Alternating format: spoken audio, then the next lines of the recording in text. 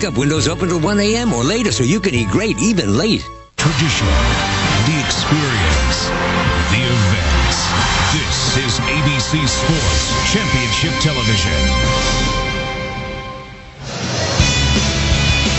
The Parade of Nations at the Little League World Series in South Williamsport, Pennsylvania. 16 flags from around the globe. And now we have come down to the final two. Japan against the United States, the climax of a Little League summer.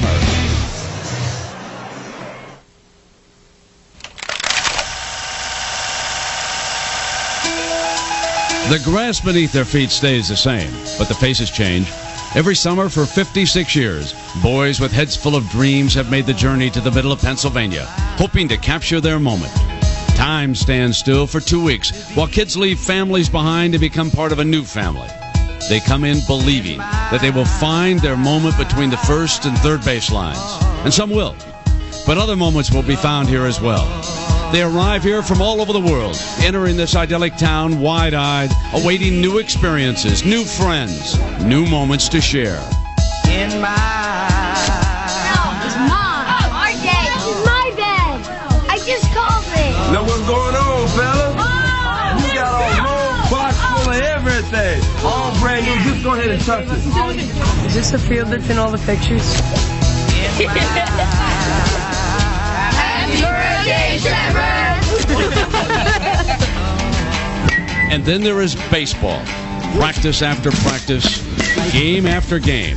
Playing the sport that you love with your best friends all day long. 16 teams over 2 weeks battled it out for the right to get to this Sunday. 5, 6, 7, 8. Are we on the air? And now it's time. 2 teams remain. One country, Japan, has 5 world titles. One state, Florida, none. Michael Broad has led his Boynton Beach team into tonight's final. He's been a force on both sides of the plate. Not only has he hit 3 home runs, but he hasn't allowed an earned run. And tonight, he's on the mound. He will face a Japanese pitching staff led by Yutaro Tanaka. The Japanese pitchers have been dominant, and at the plate they have been awesome. They've outscored their opponents 49-8, belting 12 home runs along the way. But last night, Boynton Beach put on its own power display, slugging 4 home runs, one by Devin Travis. Bam! Let's go. So a Little League World Championship is about to be decided. History will be made here tonight, and new moments to be captured.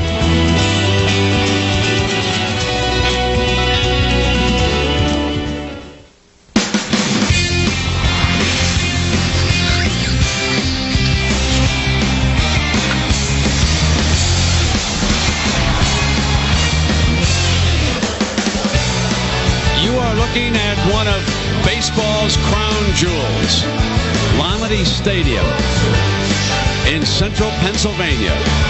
Another great crowd on hand for the Little League Championship. The famed hillside filling up all day long. And the youngsters from a Tokyo Little League are ready to take on Boynton Beach, Florida. A championship at stake here tonight. And for the state of Florida, it's the 8th time they've played in the final. And they have failed all 7 previous times. And you can see how they arrived here. The youngsters from Florida beating a game team from Saugus, Massachusetts 9-2. And Japan knocked out Curacao from championship contention 14-6. Well, good evening and welcome, everybody. I'm Brent Musburger. It is absolutely remarkable how Little League Baseball has grown through the decades. The first championship, well, it was contested back in 1947, right across the river. The Maynard Midgets, a team from Williamsport, captured the title. And then in the 60s, 1963 to be exact, tape delay, the first ABC Little League World Series televised final, and we have been here ever since. Granada Hills, California, capturing that one. And you can see now that almost 3 million boys and girls worldwide competing. All 50 of the U.S. states are represented, including Oregon, the home state of my colleague Harold Reynolds, whom we certainly welcome here tonight. And Harold, you and I have been talking about this championship. Kind of figures to be a pitching duel with Michael Broad going for Boynton Beach and Tanaka on the mound for Japan. Runs could be scarce tonight. Really can. It worked out great for a viewing audience, so you're going to see two tremendous Little League pitchers. Tanaka, for one, he does it in a different way. You see his numbers down there. He'll throw you an occasional curveball, and he's got some pretty good heat on his fastball, but he keeps hitters off balance. But Michael Broad, this young man from Florida, has not allowed an earned run. Between the two of these guys, in 19 innings pitched, they've struck out 31 batters. Michael Broad will bring the ball as high as 77 miles an hour from 46 feet for a Little Leaguer. If it was a Major League pitch, that's 100 miles an hour, Brent. And Harold, the only way we can describe him is he's one cool cat, and he has been for the last couple of weeks. Meanwhile, Tanaka warming up. Now, when he's not pitching, he's playing third base and slamming home runs. As a matter of fact, 7 different youngsters on this Japanese team have teed off, including Tanaka. What's a booty flip here? He's got some serious power to all places. That was the center, and then they followed up, like you said, 7 youngsters. But Florida's not shy. They got 5 youngsters that have traded off also with home runs. They slammed 4 against Massachusetts last night. Broad picking up his 3rd of the World Series.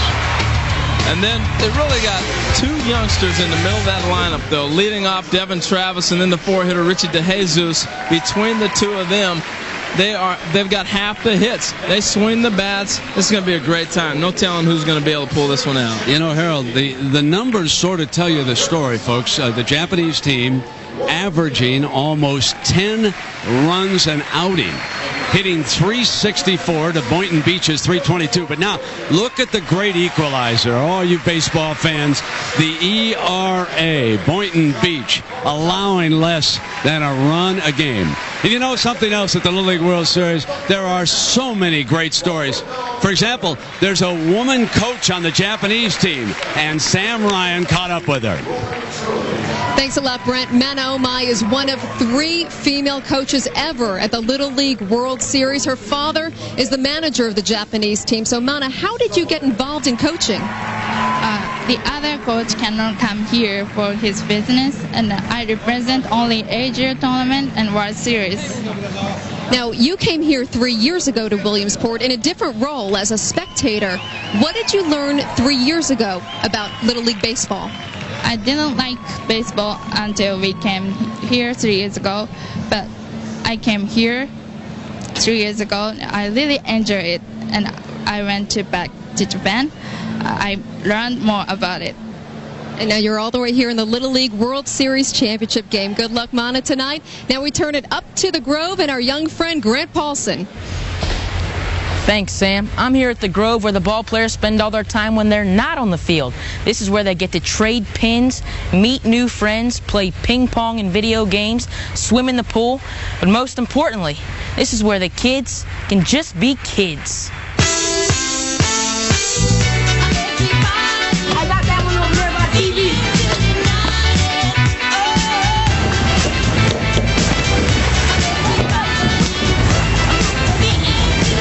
Here you go, honey.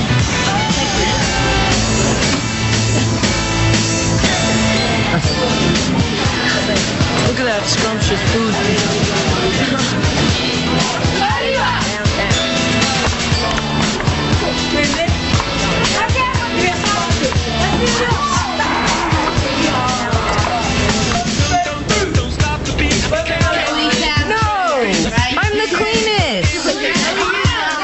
Shorts all over everybody else's bed. Why would you have your shoes all the way over here? Oh, this is all Kelly. Kelly's shoes. No further questions. No further questions.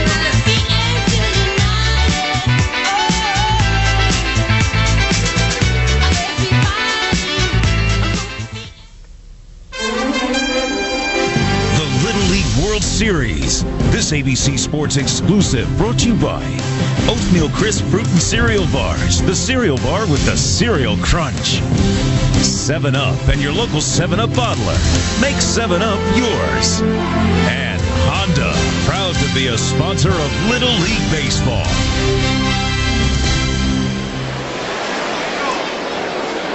A year ago on this very stage, a group of Little Leaguers from Louisville, Kentucky captured the grand prize, beating a team from Tokyo. 1-0 was the final in that game.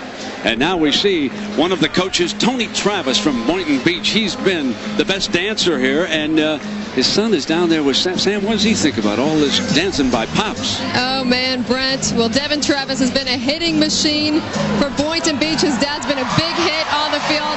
You got to tell us, Devin, what do you think of your dad's moves? Embarrassing. Definitely. Because he does it every time, and I don't know, it just embarrasses me because he's my dad, I guess. You are turning bright red right now. Not every 12-year-old boy, Devin, gets to play here in the Little League World Series Championship game. Not every 12-year-old boy gets a phone call from Derek Jeter. You did earlier in the week. What did he tell you? Just telling me good luck, and you guys have a good team, and you guys have a great chance of going all the way. So I said thank you, and that was into that. Now you're playing the team from Japan. You've made friends with these guys at the Grove. I understand they taught you a little bit of Japanese. What can you say in Japanese, Devin? Konnichiwa, which means hello, and sayonara, which means goodbye, and kumbate, which means good luck. So we have fun with them.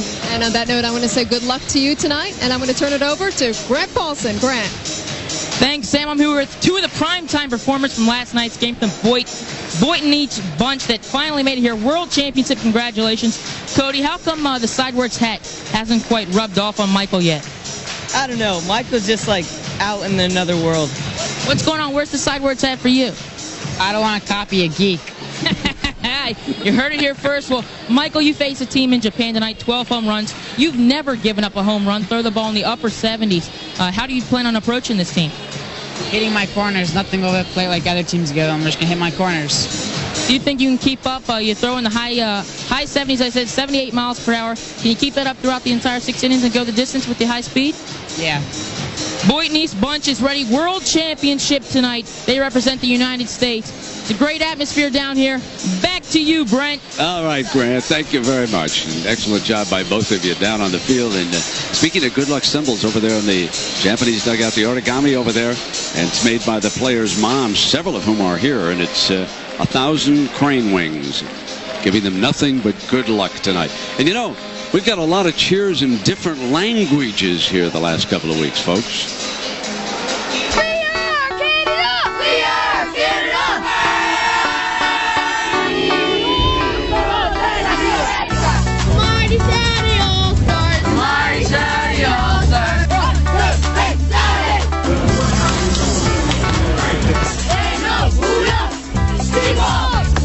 The base scoring every minute. The other team don't even get your back because we in the time limit.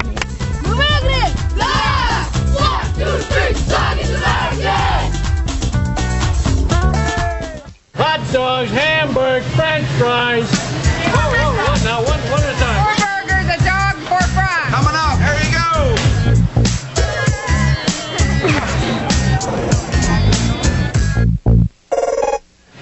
1, 2, 3, USA!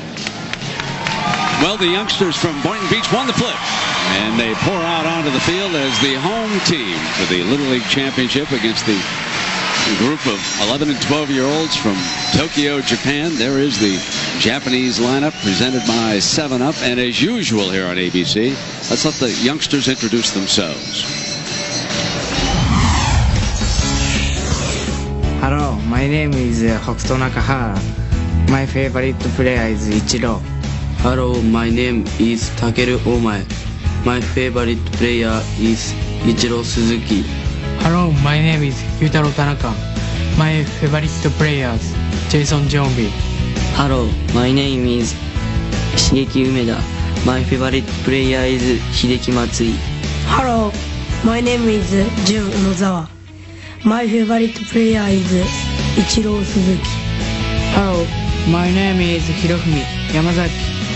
My favorite player is Ichiro. Hello, my name is Ippei Endo. My favorite player is Kazuhiro Sasaki. Hello, my name is Toshiki Maebashi. My favorite player is Ichiro. Hello, my name is Kazumasa Sakamoto. My favorite player is Roberto Alomar.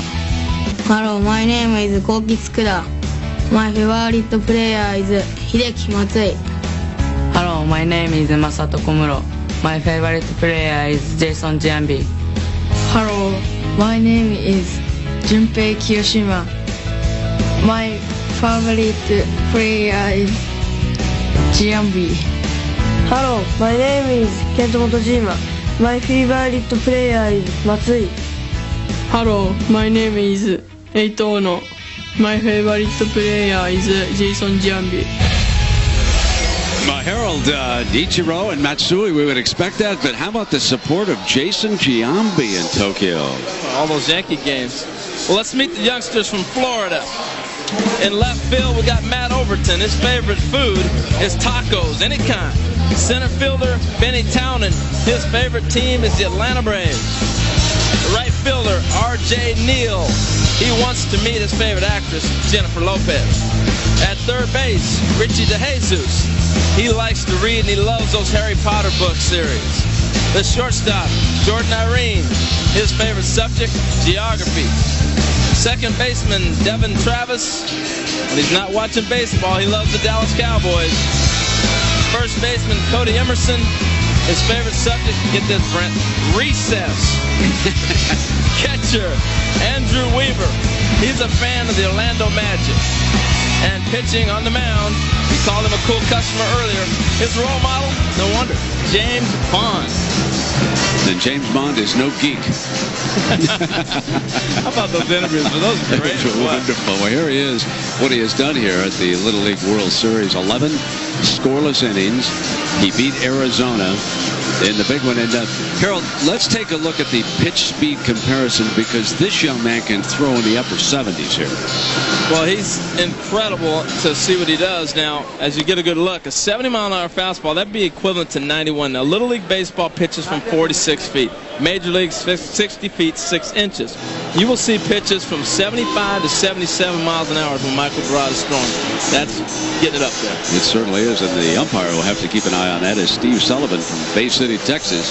He's our plate man tonight. We've got umpires from Kentucky, Panama, California, Pennsylvania, and Warren Hill from Billings, Montana.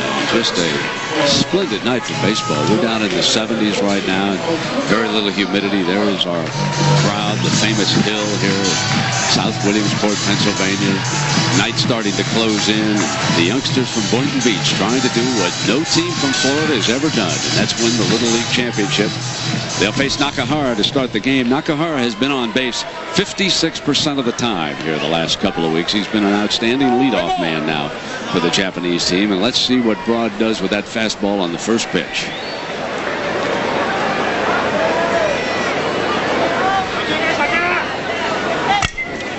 Slap foul down the right field line. And you can see how he's bringing it right away, Harold.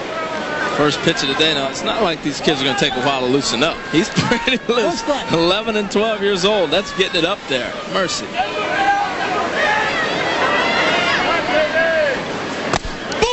Just a little inside. Ken Emerson, the manager of the Boynton Beach team, juggled his outfield because of Broad being on the mound. He moved R.J. Neal from center over to right field here tonight. So that's why number 5 is out at right. He figures that the hitters are going to be a little bit late on this fastball. And so far, he's been right on the money. It's so difficult to catch up to, and you got to realize they've probably never seen anybody throwing this hard. How do you combat this? Well, you back up in the box. And the reaction time is minuscule. You see how deep in the box he's trying to get. We'll get in the reaction a little bit later.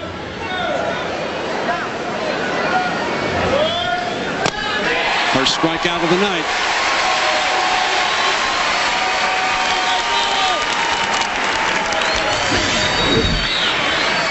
Here's a good look at this fastball. It's just, it grips at all 4 seams and just lets it fly. That was 76 miles an hour.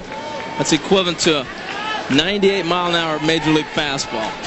Now here's Omai, son of the Japanese manager. That's his sister that Sam interviewed, one of the coaches over there. He's been on base 47% of the time, and he slaps one foul the other way. Now they're going to run Neal over to left field. since the lefties are going to be a little bit late. I might enter into this game in the 5th and the 6th. You never know with these Little League managers. Always trying to stay ahead of the game. DeJesus now shortens up at third. His step, he's in on the grass, guarding the line here against a left-handed hitter. And DeJesus might get some business before the night's over. Get a good look at the open stance. Now, with an open stance, you got to come back and close. He still stays open. You try to do anything to speed yourself up to get your hands through that zone when somebody's throwing this hard.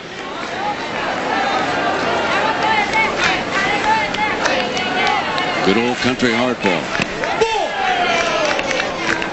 Tried to throw a little bit of a changeup. I think that's the one thing he doesn't want to do is speed up their bat all of a sudden.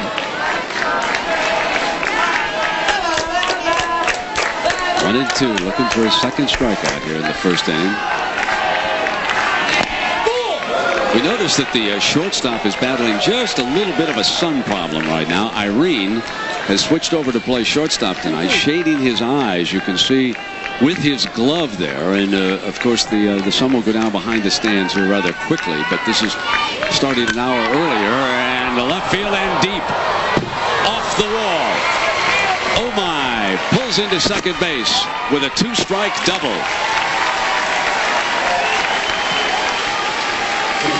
Nice piece of hitting. Just caught up to the fastball. Fortunately for Michael Broad, it stayed in the ballpark. This ball was hit pretty good. Fastball right down the middle.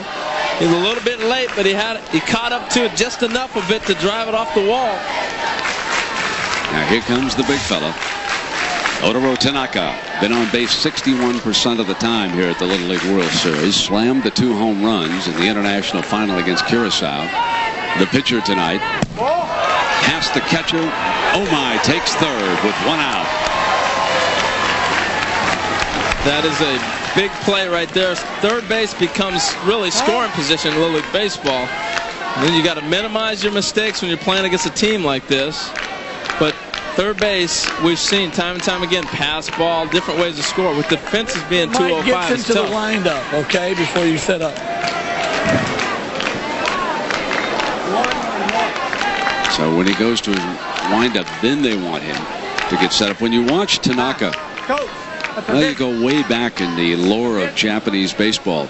Sadahara O featured. He turned, I turned, same time. Synonymous timing. But he finished and you didn't come back, Coach. I did come back. That's a visit. So Kenny is charged with a visit.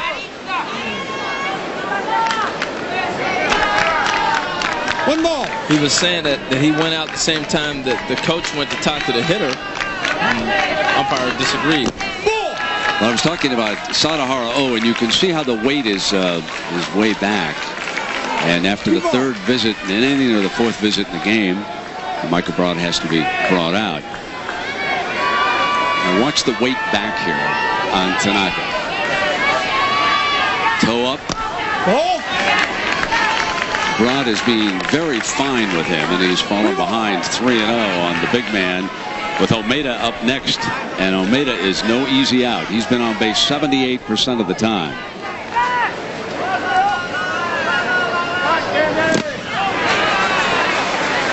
We've seen a lot of 3-0 swings in this Little League World Series. Coach is not afraid to cut them loose. There's Omeda. He'll be next to the Japanese team. Runner on at third base with 1 out in the top of the first inning. Michael Broad of Boynton Beach. Throwing it right by him now. So after falling behind by 3 balls, Harold, he's right back in at 3-2 now. Here's a good look. He's trying to look for something inside. The ball ends up on the outside half. No, they're setting up the catcher late because I think they felt like they were being tipped off on location. High fly ball. Playable in left field. Overton makes the put out. Oh my, coming home. The throw. Got him. A double play. Matt Overton to Weaver for the put out. How about that, ladies and gentlemen?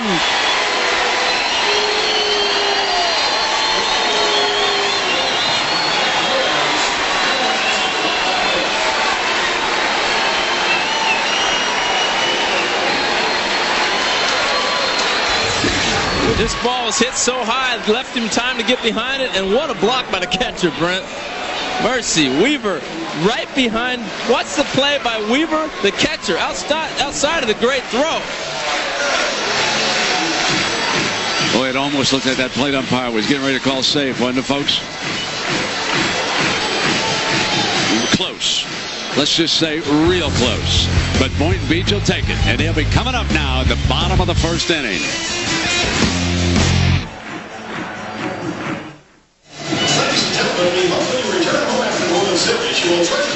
The bottom of the first inning, and the Japanese team takes the field from the third base dugout here at Lamade Stadium. Huddle around Tanaka at the mound, which is a tradition.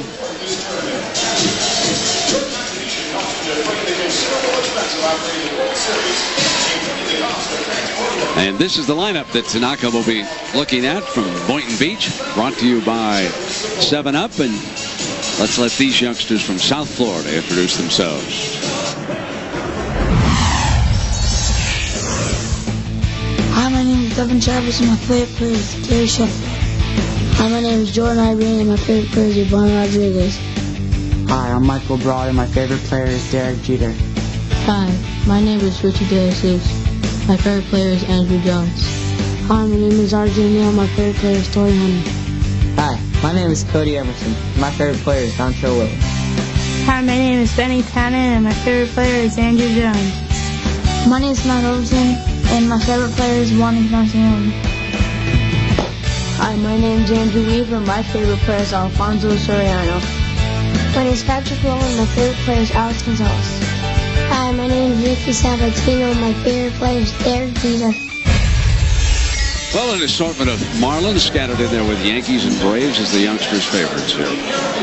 Well, let's look at the youngsters from Japan and how they line up defensively. In left field, we got Toshiki Maebashi. His favorite movie is Jurassic Park. In center field, we got Ippei Endo. His favorite team is Seattle Mariners. In right field, we got Hokato Nakahara. His favorite player is Ichiro Suzuki. At third base, we got Hirofumi Yamazaki. His favorite food is pizza. At shortstop, this youngster can pick it. Kazumasa Sakamoto. His favorite subject is home economics. At second base, Kento Motojima. He says, give me noodles, man. I love noodles. The first baseman, Shigeki Omeda. His favorite subject is music. The catcher is Jun Anozawa. His favorite subject is English. And the pitcher, we've talked about him all day, Yutaro Takanara. And his favorite subject is math. Well, manager Omai has a 14-man roster here at the Little League World Series, and the rules say that everyone has to play at least one complete inning defensively or one at bat. So already he has made his first substitution. He has sent Motojima out to play second base defensively. Well, here's how the field's comparison.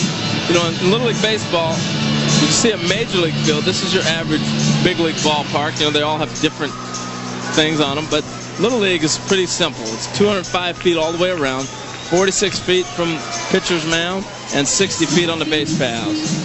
That's how the little guys match up. Remember, 11 and 12 years old, and they play 6 innings in these games.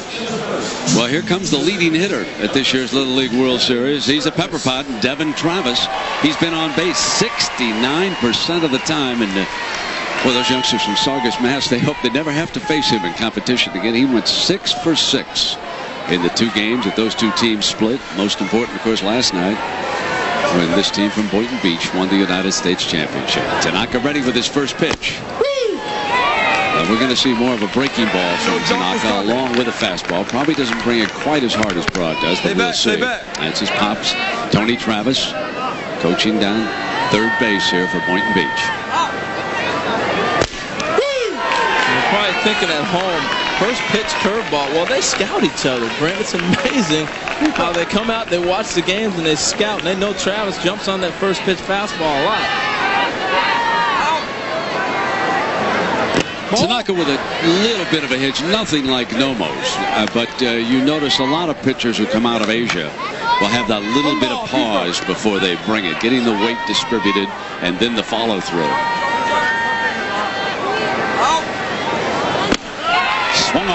missed. And Tanaka opens up the game with a strikeout.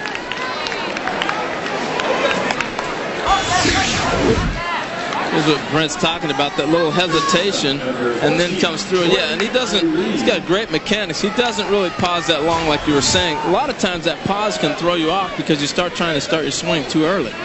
Jordan Irene, and on base 57% of the time for the Floridians, stepping in and just missing major league pitch and be measured around 88 miles an hour. With the hesitation that he has, it looks like it's a little bit harder than that. And don't be slighted. That's still getting it up there pretty good for Little League.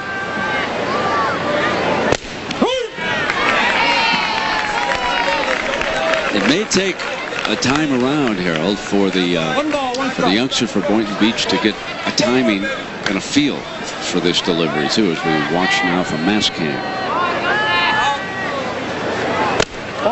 No, you're absolutely right. It takes a little bit of time to figure that out. What? Now, it's an interesting story with the catcher. June, a little bit too lax up there, okay? If we don't swing the bat, we can't hit the ball. That was a very good eye on that. Okay, but if he's going to come with that fastball, we like it. Let's start jumping on it, okay? Don't go in the hole, right? Hey, 2-1. Let's go. That's good advice. Look for that fastball. You can always adjust to an off-speed pitch. Look for a fastball and then adjust. Don't look off-speed and try to catch up to a fastball. It doesn't happen very often. Bottom of the first inning and no score.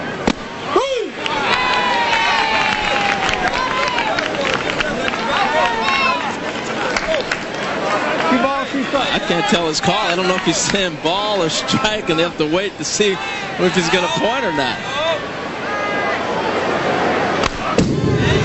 The beauty of television, we can just wait.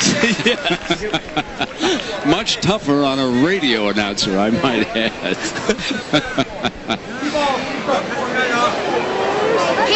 Part of the great crowd here, with tremendous crowds they've had the last couple of weeks.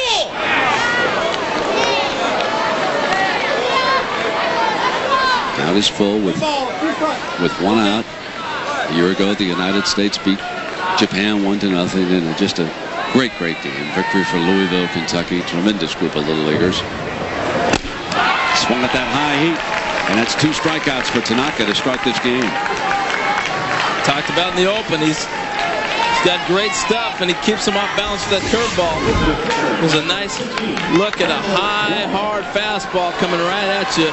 When you're throwing that hard from that close of a distance, you have a tendency to chase pitches out of the zone, and that's what's happening right now. Now here's Michael Broad. He does have those 3 home runs, but he's been on base only 44% of the time, which is not amongst the leaders in Little League. And he goes fishing. We've seen him chase some high heat here this last week, too. Well, it's the most difficult pitch to hit at this age is anything off speed, because all you practice is fastballs. And that's something that you learn and grow as you become more accustomed to playing. Travis taking a hard look out there, trying to get a read on fastball off-speed pitch. He's not easy to read either with this motion. He keeps it the same on both pitches so far. Up into the 90s now, and he's ahead in the count again, looking to strike the side out here. 1 ball, 2 strikes. See what kind of a 2-strike hitter Michael is tonight. Ball. Tough play right there. I was getting ready to talk about Jun Onozawa, the catcher. He was the only guy who could catch Tanaka. That's how he got the assignment a couple of years ago when they were playing on a younger team, and he just became a catcher. He's actually an outfielder.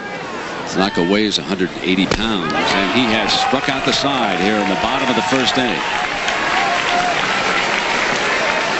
So the youngsters from Boynton Beach know now that they've got their hands full with the powerful right-hander from Tokyo. Through 1.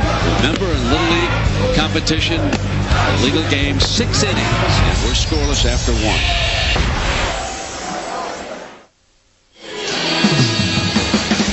We mentioned last year, top of the first inning, Aaron Alvey at bat for Louisville.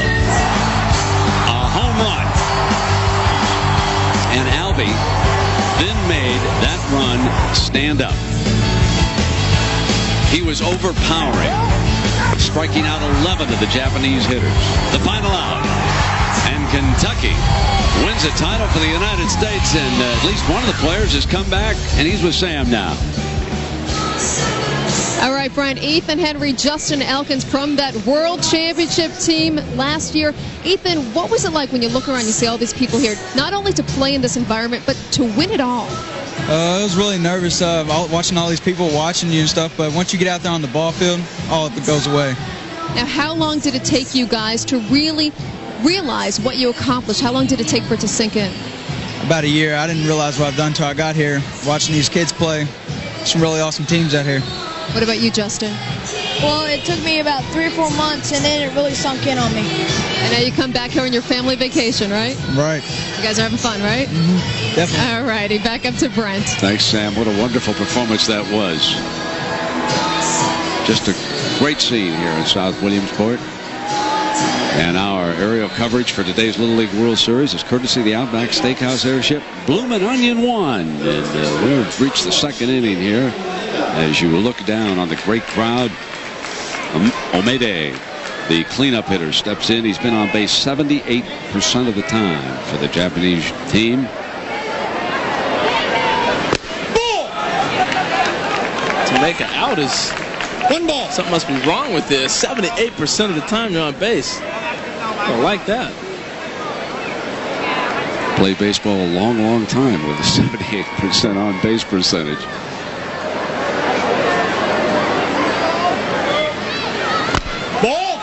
Where he's really starting to bring the heat. Mid-90s.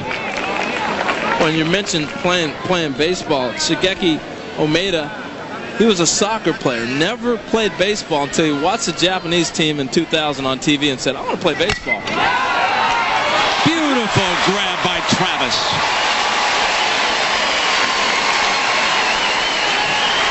How about that smile, Brent?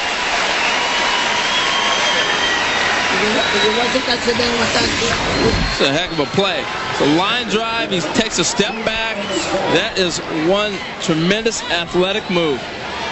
And that is 2 outstanding defensive plays by Boynton Beach already in this game. Onozawa steps in. He's been on base 44% of the time.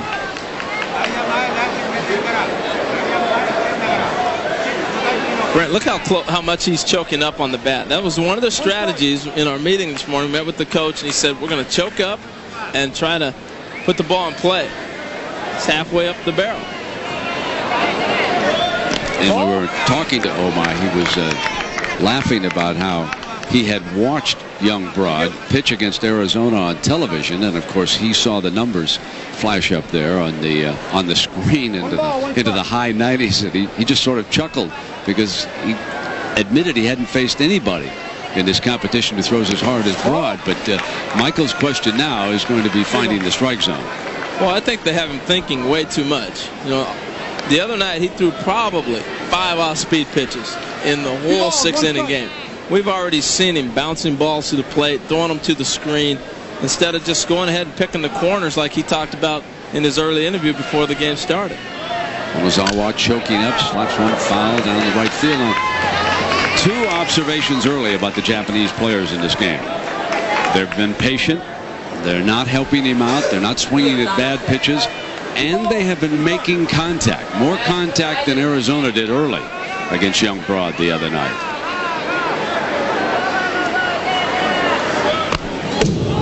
Almost a defensive swing as that one pounds in on him at 96 miles an hour from a big league pitch. That was hit it or get hit. This ball tails right back at him. And I'm telling you, if he doesn't put that in play, he's taking one right off the right forearm. It's a good thing he fouled it off.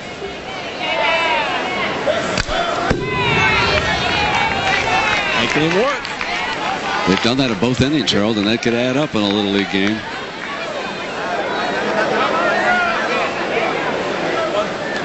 See, I think the one thing that we haven't seen is the catcher off the plate. You know, that wide strike that you can get in Little League Baseball. They haven't tried to exploit that. You know, if they try to pitch to a Major League zone and call a Major League zone in Little League Baseball, we'll be here all night. So that's one of the advantages you have in Little League. You can go off the plate a little bit and still be able to get that strike. Pitches being called from the dugout. Broad, of course, fastball thrower. The count of 2-2 and 1 out here in the top of the second inning. Interesting about Michael Broad, he plays on a junior varsity team. He plays shortstop at a very high level. And the first time he's pitched has been this summer for this Little League All-Star team from South Florida. Got the corner that time, 96 miles an hour. Well, tomorrow night, join Al, John, and Lisa Guerrero in Denver. An NFL preseason special coming your way. The Colts and the Broncos. How will the Broncos do this year with Jake Plummer as their new quarterback? Be interested to see what John Madden has to say about that. Tomorrow night, 8 Eastern on ABC. Plummer was an interception waiting to happen late in his stint down with the Arizona Cardinals, and we'll see how he makes out there in Denver with Coach Shanahan. Shanahan has been very successful, but that team hasn't been quite the same without one Mr. Elway. 95. I mean, everything is a mid-90s right now here.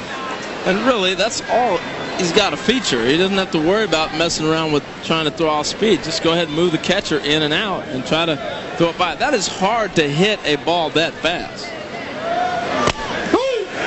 Pretty pitch. I can't tell if he's saying strike or ball. See, that's TV again. I can wait. You know what's interesting about Broad? He is now starting to go to that cap. He did it repeatedly against Arizona. He seems to be getting in a little bit of a groove. He's got 2 out here. A little more comfortable, back into his normal little routine. Never breaks a sweat, folks. This is Cool Hand Luke.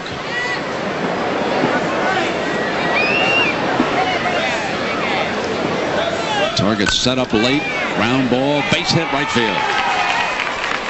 The second hit for the Japanese team. Yamazaki. Just getting ready to say, I'm so impressed with the approach of these young men. Took his time. He waited for Michael Broad to go through all his touching the cap and trying to pick up his motion. Didn't even put his bat up, and then he got himself ready to hit.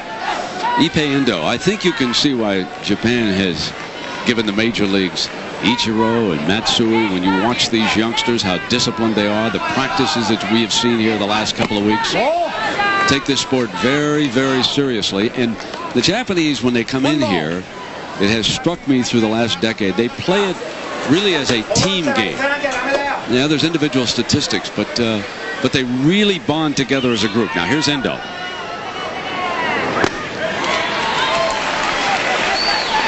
In the second.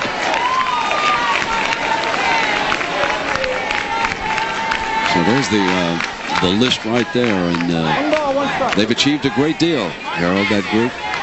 Really come over and adjusted well. It's a different style of game, the American game, than the Japanese game, and they've really caught on.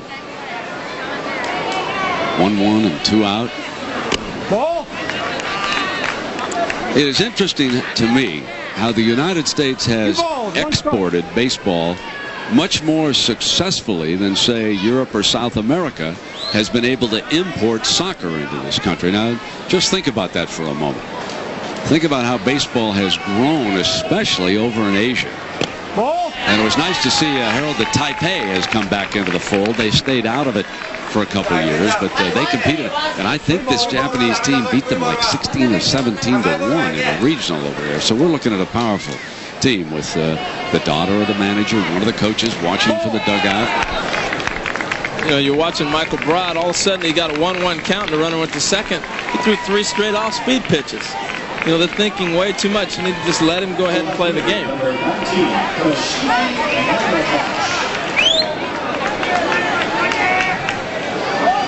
So Irene will call the pitches from the Boynton Beach dugout. Father of the shortstop.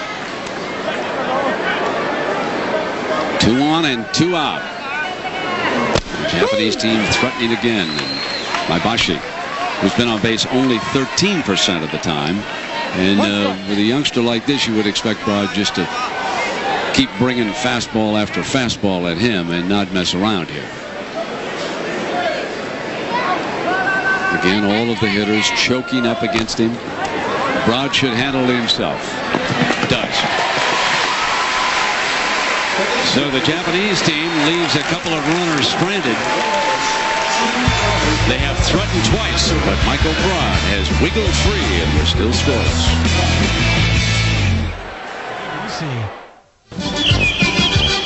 How does an umpire earn a trip to the Little League World Series?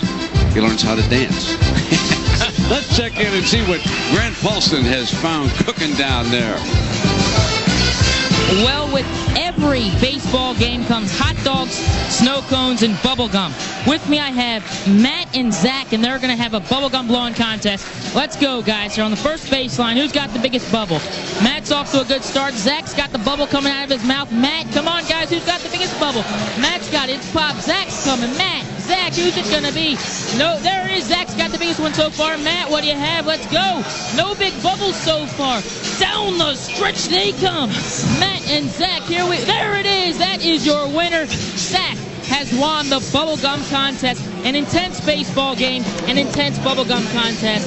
Brent, what do you think? Down the stretch they come, Grant. How about the sign, Brent? Lots of, I don't know how many dads want to meet Sam, but a lot of young fellas want to meet Sam, I'll tell you that. And I certainly can't blame them. But don't tell the moms. Okay, bottom of the second inning now, and Boynton Beach, and here comes the young man who's had himself a heck of a World Series. Here is Richie DeJesus, the third baseman from Boynton Beach. You know, a couple of years ago, there was a team from Apopka, Florida. That's a town not too far from Orlando. And to get here, they beat the youngsters from Boynton Beach. So this year, they got a little bit even, and they were able to get through Apopka. And there's a nice pitch. Now, Richie DeJesus, what was it, Harold, that Kenny told us that he was about 2 for 40 coming in here, and now he has just smoked the ball. Been on base 60% of the time. Caught on fire. Oh! Yeah. But this curveball and change of speeds by Tanaka really has the Floridians off balance here. He's got to see the batting average there. Tanaka has been fantastic, particularly the breaking pitch, because he's kept them off balance so good. Richie's got a nice little set stance, ready to let it fly. Great breaking ball. That's the 4th strikeout for Tanaka in this game. Travis, one of the victims earlier. You look down on one of the grand scenes, Lamade Stadium here in South Williamsport. 41,000, we are told, is the crowd on hand for this championship game. R.J. Neal stepping in, and Tanaka is working on a gem here in the early going. 4 up and 4 strikeouts. I suppose, Harold, my question now is, would it be a good idea to put a bunt down and make Tanaka feel the ball a little bit? Absolutely. Anytime you get in a situation where a pitcher's on a roll, it's not bad to put a bunt down. The other thing he's doing now, he's 2-0. He's down this batter, but he's been hitting that first fastball for a strike, and that's set up everything else. They're going to have to work against this young man. Right down the middle, and that's 96 miles an hour. That's up there with Broad, and now you get that wicked little breaking ball when he changes up on it. And what we said at the top of the broadcast, we expect runs to be scarce with these two on the mound. Well, you see the bug that Brent and I are talking about will drop down below the scoreboard. It'll be one speed would be the Little League equivalent at 46 miles an hour, and then the Major League, what it would be if it was a Major League pitcher.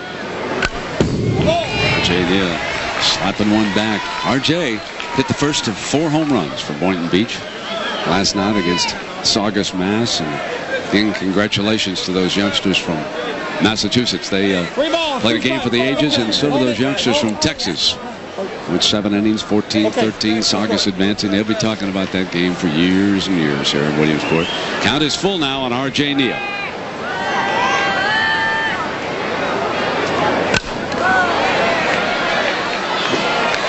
Look straight back. He's got a nice approach, and he's choked up on the bat too. This allows you to use your hands a little bit and accelerate them. Here's a good look at trying to get that fastball by him.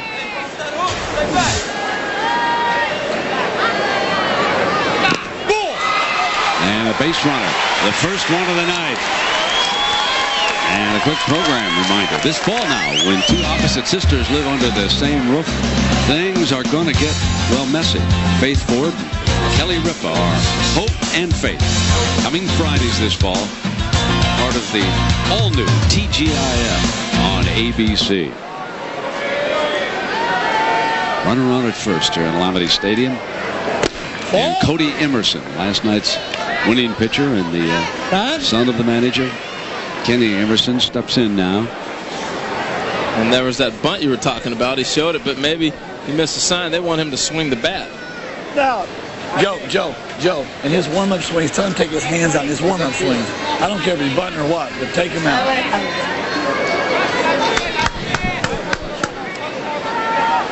One ball.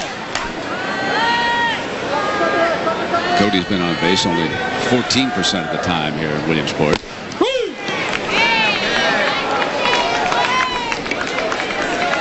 So it's tough for the kids too.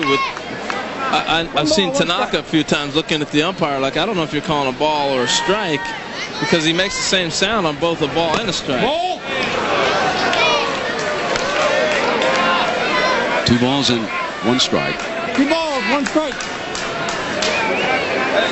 R.J. Neal, the runner at first, cannot leave until the pitch reaches the hitter. The Little League rule looking for mass cam. Ball. Snapped that one off pretty good. Now another 3-1 count. When you take a look at the percentage of pitches that Tanaka has thrown. Only way I want you to swing, he's not throwing strikes, so you're going to take it. Hey, track it all the way back into the glove. Look at it. Coming in here in the 8 innings he worked, only 62% strikes, which is lower than the other 2 teammates on the Japanese squad, who throw 70% of the time throw strikes. And now he's gone 3-1 again, and they want another base runner. And he just pounds this one right down the middle. Count is full now with 1 out. 3 balls, 2 strikes. Full count.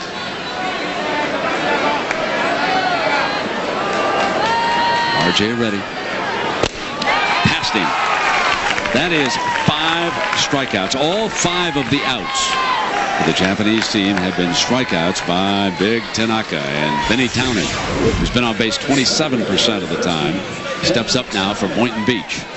His whole life, all Tanaka wants to do is play baseball. He says he wants to be a Major League Baseball player, play in Japan and maybe come to America and play. The Japanese manager telling us that the ladder progresses from amateur baseball in Japan to the Japanese league and then to the big leagues in the United States. They look at the bigs in the U.S. as the premier league, fouled away. And Matsui, he said, would be their big hero. Yankee games, Mariner games, shown all the time over in Japan, especially in Tokyo, where this team is from. And so many of them admire those 2 great players. 1-1 now the count.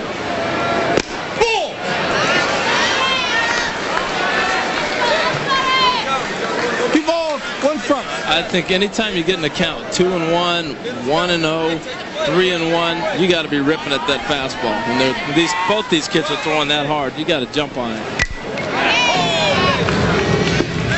Those are the counts you know. 90% of the time, that's going to be a fastball. And anytime you know it's going to be a fastball, you can slow it down a little bit and be able to catch up to it. 2 balls, 2 strikes. Now the concessions are great here.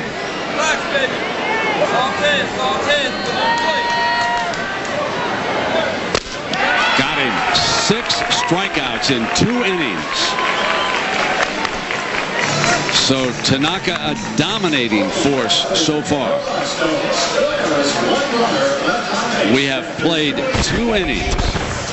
We are scoreless. And Tanaka is working on a gym.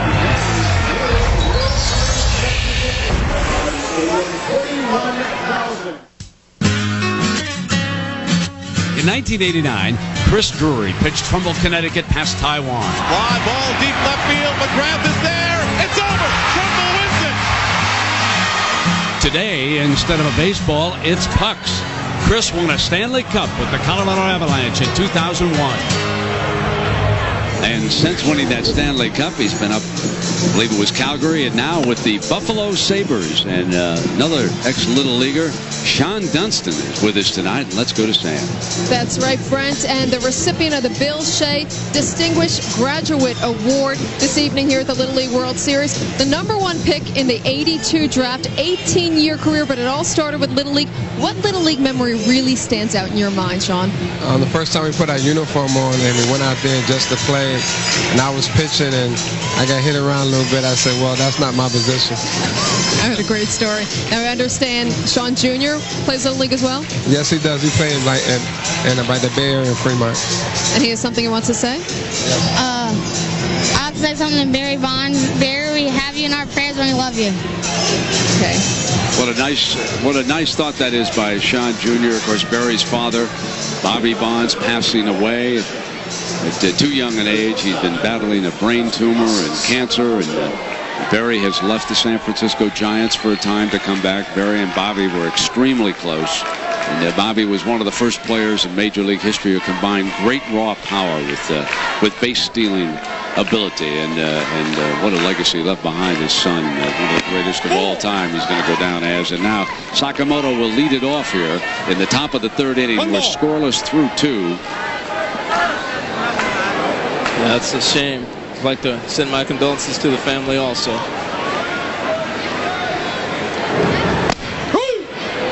On third baseman DeJesus expecting the bunt. They're creeping right in on him. Now, that's a little dangerous proposition because if he doesn't pull the ball, it's going right at DeJesus.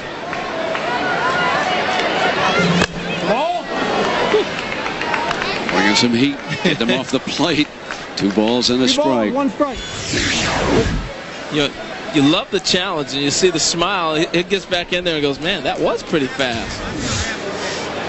I think Michael Broad realizes now very little margin of error against Tanaka. And he's down 3-1 in the count. And the number 9 hitter for Japan will be looking to get on base here. Well, we got 2 outstanding pitchers tonight, and that zone is awful tight.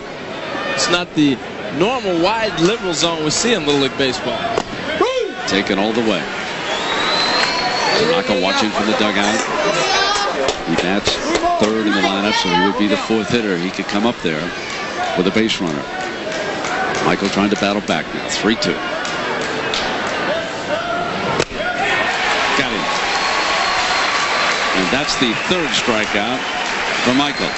Well, a reminder, Labor Day weekend. Tiger Woods and British Open champ Ben Curtis head the field in Boston at the inaugural Deutsche Bank Championship. That's a brand new Arnold Palmer designed course that'll host its first PGA Tour event. Coverage begins next Sunday, 4 Eastern, 1 Pacific, right here on ABC.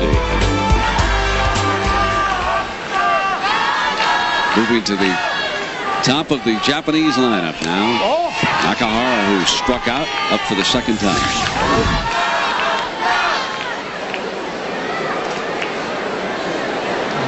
Man, that was serious, the young man is saying, or something like that. Trying to catch up to it, but this is a tough top of the order. They battled him the first time around, and we were talking about 2nd time seeing Tanaka. Same thing with Michael Broad.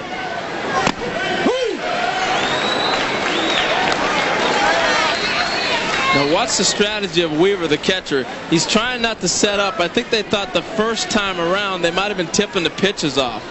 A lot of gamesmanship at this level.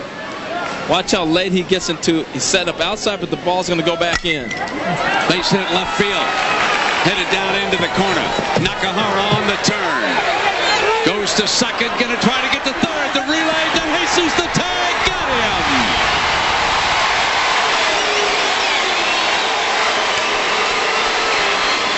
A slick throw by Jordan Irene on the relay. The defense is bailing them out tonight. We've talked about fundamental baseball. Here's the throw into 3rd and the tag. Awful close again. What's the relay from the shortstop? No hesitation. He got it right to him. And I think he might have snuck in there, Brent. Couple close plays. That lead leg seemed to get there, and looks like he's running through the stop sign. There was no doubt about it in that replay. Yamada holding up his hands, didn't want him to come, and then now he says, get down. And watch that lead foot. It appeared to get in there just before the tag, but the one thing that the umpire had going for him that time, ball beat the runner. And sometimes you just don't get the call when the ball beats the runner, and that one clearly did that. Got a break, 2 out now, and here comes Omai. He doubled back in the first inning, so they're making contact against Michael Broad. That is 3 defensive plays that you star if you're keeping score for Boynton Beach. A double play on a fly ball to left field, line drive to Travis at second. Now that slick relay from Irene on the base hit, and Jesus gets the call at third base.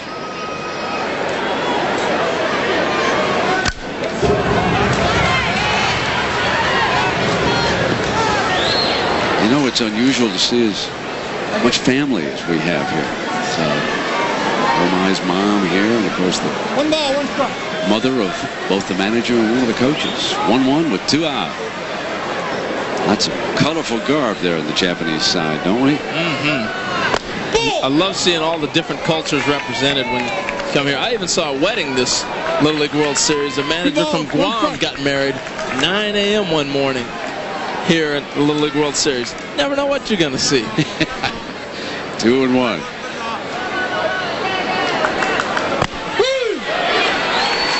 Got the call.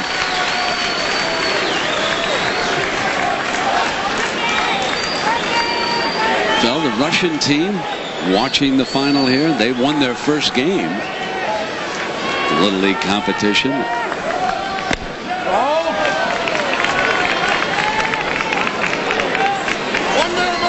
This is from Texas. We're doing a little pin trading over there in the stands. We got 3-2 and 2 out now. How many pins does it take? Got him. Strikeout number 4.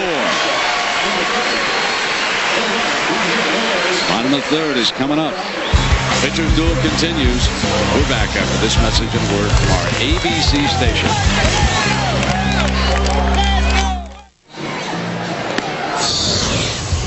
The 3 defensive gems and the 2 good breaks that went Florida's way. First, the throw from Overton, the double play, and Weaver gets the call at home plate. Then Travis with the slick snare on the line drive bid for a hit. Then the relay by Irene, and Jesus gets the call at third base. And as a result, we are scoreless going to the bottom of the third inning of the championship game between Japan and the United States. Boynton Beach, Florida. And these Floridians, man, they can play some football, and do they ever love it. And we're just about coming into that time, folks. Triple header next Saturday. 12 Eastern will start it. Missouri, Illinois, or Georgia, Clemson. Then at 3:30, Oklahoma State against a favored Nebraska team. A lot of folks think Okie State can do it this year. Saturday prime time. Washington, Ohio State, Florida State against North Carolina. So all the excitement of college football starts next Saturday. Harold Reynolds is a huge college football fan. I love it. Out of that menu right there, though, I wonder, will Nebraska be able to bounce back after last season? Well, going to be very interesting to see what Jamal Lord does. You know, they've changed the offense a little bit. We've got 2 guys that are pitching pretty good right here, Tanaka and Broad. You can see that Tanaka still working on that no-no, and all 6 of the outs have been K's by the big fella. Michael Broad watching from the dugout, and here's the left fielder Matt Overton stepping in. Good looking swing, but he is bringing the heat. And now I think you go ahead and try to drop the bunt. You talked about that earlier, Brent. Anytime a pitcher gets in that kind of rhythm, you want to try to move him off that mound, put the ball in play somehow. Matt's been on base only 17% here the last couple of weeks. They have a heat level walk right now, 1-1. There's the pitch count. 40. 23 of them have been strikes. Bottom of the third inning.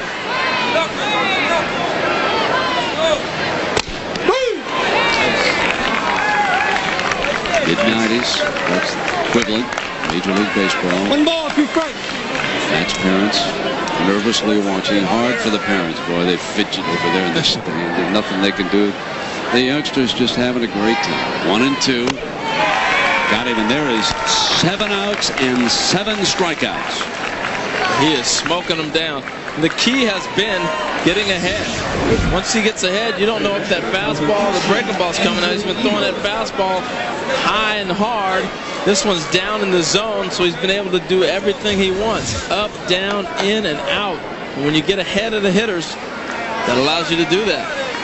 Here's the catcher, Weaver. On base 20% of the time.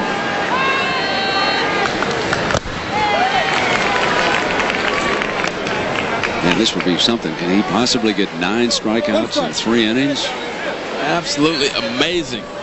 Throws a fastball first pitch strike. Then he says, okay, I'll show you I can throw the curveball for the first pitch strike.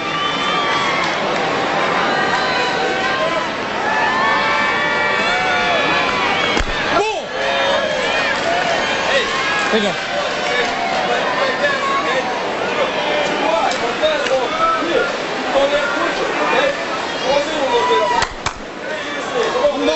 Interesting hat style there, Harold.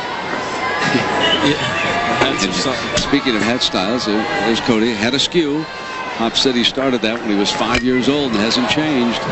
Fouls it off. Emerson's other son, Kenny, said just prim and proper, always wore the cap straight. This bat here is too heavy, man. That one. Yeah, you see, or this one. down there. Or this one. A light TPX. Get up on the plate and hit the ball hard for a base hit somewhere. Trying to find the lightest bat he can. Ball, get you a light bat. And here you got to hit a fastball. 1-2. Going to taste their own medicine. They figure we'll throw Michael Broad out there and figure it out. Now they see what it's like. And the amazing thing out of that stat right there, 7 of 8 batters he's faced and struck out. Only 1 walk. His control has been incredible. Game being watched in Tokyo. Huge story, as you can imagine, in Japan. Count full now with 1 out. Tanaka has walked 1, in case you just joined us. Has not given up a hit yet. All 7 of the Japanese outs have been Tanaka strikeouts.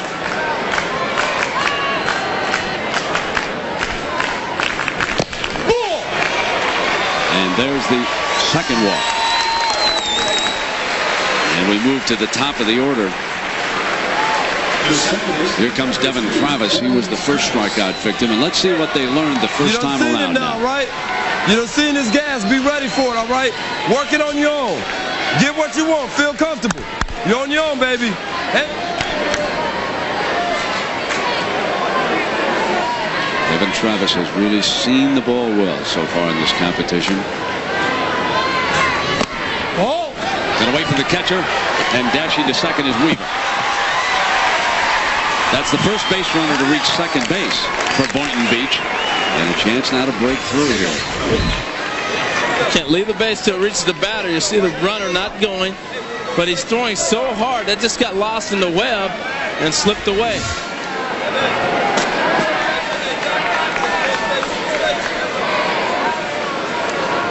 Center fielder is shaded over to right, not expecting Travis to pull the ball, but the left fielder is playing him pretty straight up.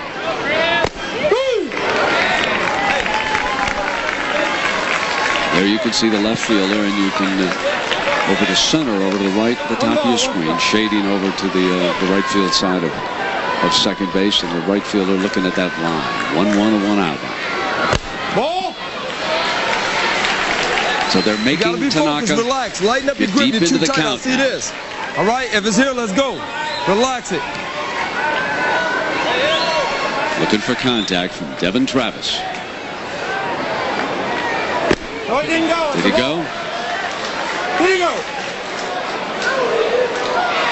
Did not. 3-1 as a result. No, he didn't go. I like the sign. So see the catcher twirling the hands and see if he went. 3 balls, 1 strike. This is the pitch he's got to hit right here. He's going to get a fastball. Weaver at second. Ball. And 2 runners on. The third walk by Tanaka. It means that unless there's a double play, Michael Broad will get an at bat.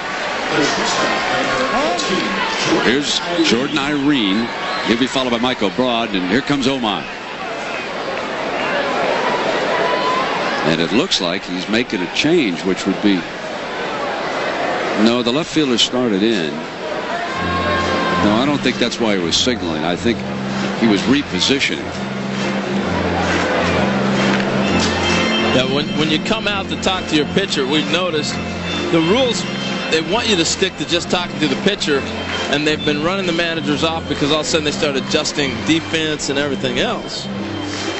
Our interpreter in the truck say that Omai used the word focus.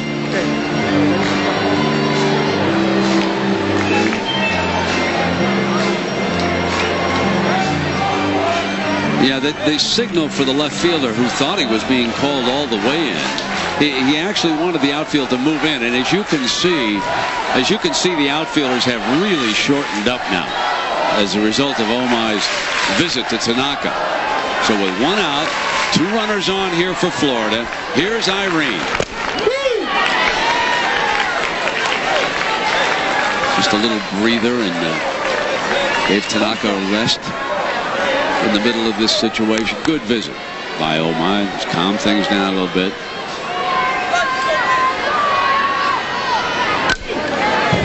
Contact. But it's still 0-2. Look for that, all right? Hey, what we've been working on, see it. Don't let that come up here. Let that hot cheese go, okay? Hey. Michael Broad, the next hitter.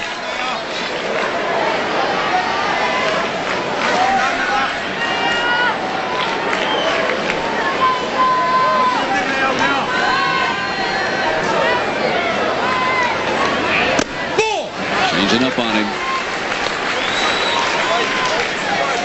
I don't see the dancing on the bases that we saw last night from the kids from Florida. Not very aggressive. And I think sometimes when you got a pitcher shutting you down, that's all you think about. You don't play the other facets of the game. Yeah, exactly. It's a different mood. You're exactly right. And he's got him. That's his 8th strikeout. And now power against power. Tanaka against Broad. Slowly coming out of that dugout.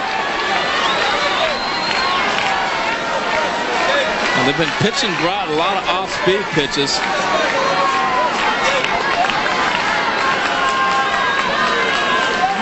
James Bond would come up with something in this situation. And the pitcher is getting his signal directly from their coach. Yes, you can do that. A Little League Baseball, you can? Yes, sir, you can. The rule says he must take the sign from the catcher while on the rubber. It doesn't say he can't also take a sign from the coach. Said you can do it.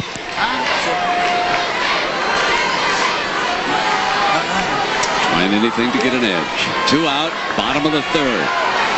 Here's Michael Broad. Ball.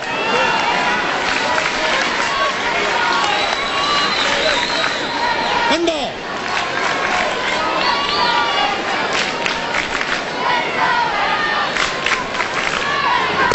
Ball. Now, if he loses him, Richie DeJesus is next. And if you're wondering, do they have other pitchers? They have 7 pitchers on this roster. Hey, baby, this is your count, okay? This is your count. A 2-0.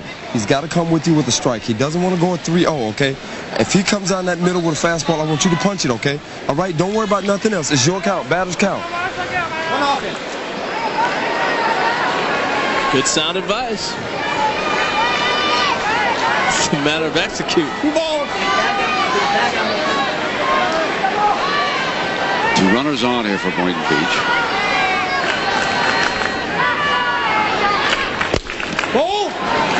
Goes to 3-0. He's really pitching around it. Think they cut him loose? Might as well. Yeah, I agree. I think they cut him loose right here.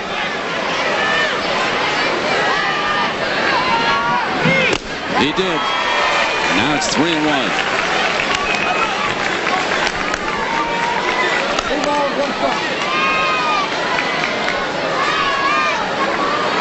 Weaver's the base runner at second. Now it's full. Tanaka getting a little extra on that ball. Tanaka looking for his 9th strikeout. Broad looking for Florida's first base hit. 2 runners on, count full. Remarkable. 9 outs, all strikeouts through 3 innings. Boynton Beach leaves 2 runners stranded. As Tanaka overpowering here through 3 innings.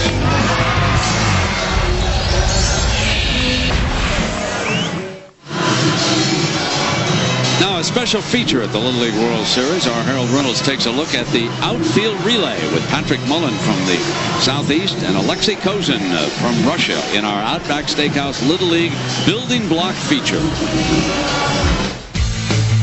Today we're going to talk about the outfielder hitting his target on a relay. Now Alexei here is going to run and be the shortstop, be the relay man. Patrick is going to be our outfielder. Basically what the outfielder is going to try to do is field the ball and hit the infielder in an area like this where he still has the ability to catch it and run. Patrick fields it, comes up nice crow hop, throws, hits him on target. That was perfectly done, and that is how you make the relay play from the outfield. And we've already seen one great, perfect relay by Irene at Boynton Beach. And these great views of the Little League World Series are being provided by the Outback Steakhouse airship, the Bloomin' Onion 1. Great overhead shots wouldn't be possible without the Bloomin' Onion. And I think I heard we're going to have them in some NCAA college football action this year, which will be great. So that replay that you were talking about, here it is. Perfect, Harold. Well, he hit him in the letters, and the shortstop, without hesitation, made the throw. It's perfect. It took 2 great throws to get him, so I like the base runner going, the aggressiveness. It had to be perfect to get him. Well, here comes the hero of the moment for the Japanese 9, Taro Tanaka.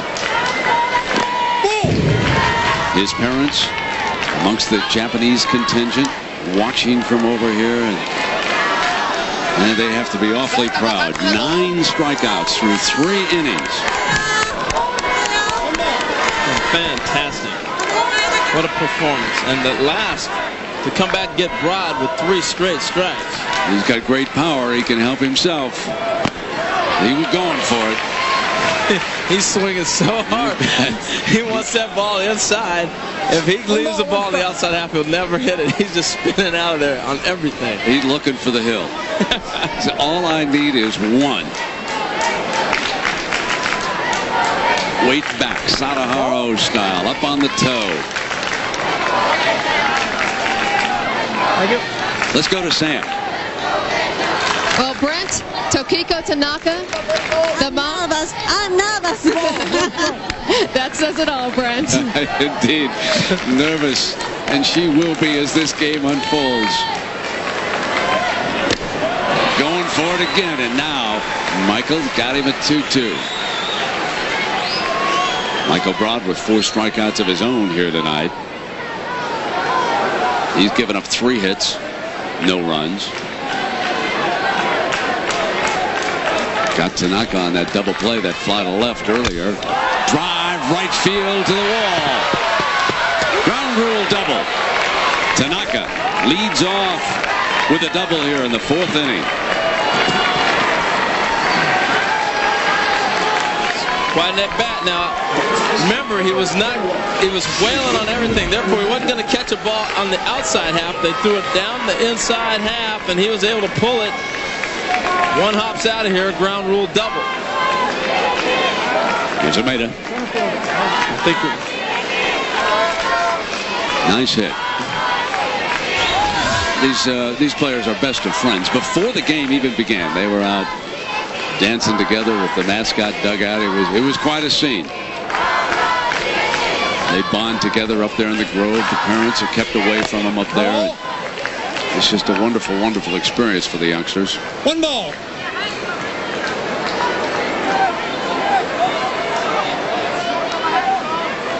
Almeida was robbed of a base hit by Travis earlier in this game.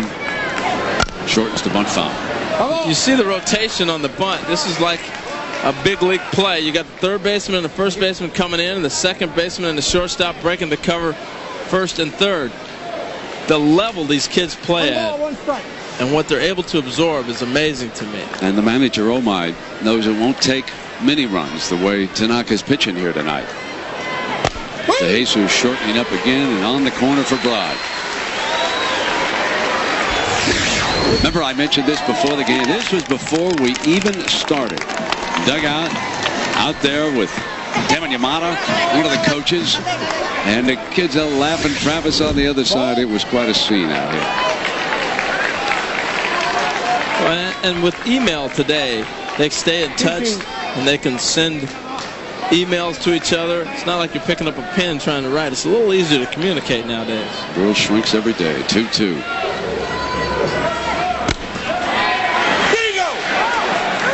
No.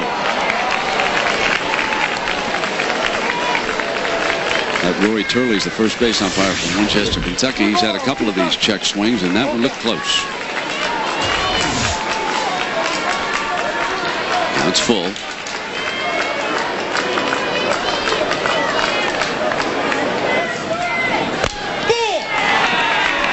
First 2 runners are on here in the 4th inning.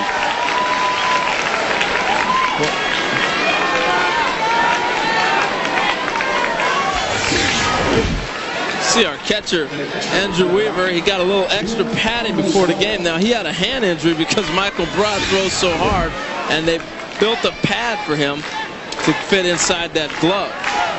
DeJesus can expect some action now. Onozawa, 2 on and nobody out, and there's the bunt.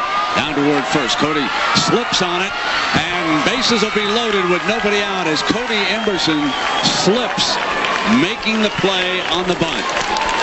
And I think he would have had a play at third base had he been able to wheel and throw. Now they play with rubber spikes, and we've seen this all week long. The kid slipping on the grass, and once he slipped, he knew he had no play anywhere. Bases are loaded. And Yamazaki steps to the plate. No score. So Michael Broad in a bases loaded jam here against Japan, top of the 4th inning. Tanaka's on third base. And Broad just reaches back now. And the pressure really falls on Andrew Weaver, the catcher. Pass ball, wild pitch, anything going to that wall. DeJesus and on the grass at third. Irene ready at short. And Yamazaki did show bunt. 1 ball, 1 strike. Now, if you're thinking squeeze bunt in regular baseball, remember the runners cannot move, cannot steal until it crosses the batter.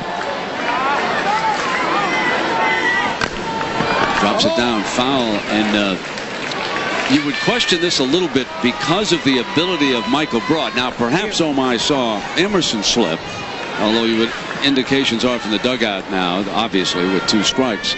He doesn't want him bunting here, and they're making absolutely certain that he takes a rip. But somewhat surprised that they were bunting in that situation, only because Michael Broad is just an outstanding fielding pitcher. He didn't get a crack at that one because it was such a good bunt. 1 ball, 2 strikes. Bases are loaded now. 1 ball and 2 strikes. Yamazaki, I believe, is bluffing this time all the way.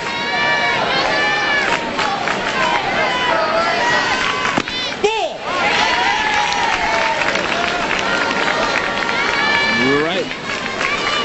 Well, I thought it was interesting when they had Umeda, the 4-hitter, bunting the first pitch, and then he went ahead and let him go ahead and swing, but they ended up walking him eventually. Let's see if Michael just ignores it, fires it in there, and does for strike 3. Strikeout number 5. Great play by the catcher. Talk about the importance of blocking the ball. Get a good look at this fastball down into the dirt. Kenny Emerson now coming out. Man? I just come out here, just tell you you're doing a great job. Good job back there, guys. You're overthrown a little bit. We're doing a great job. Just keep doing what you're doing, all right? And obviously, you're doing a good job. Right? See how Cody slipped there? I'm just going to give you a little break.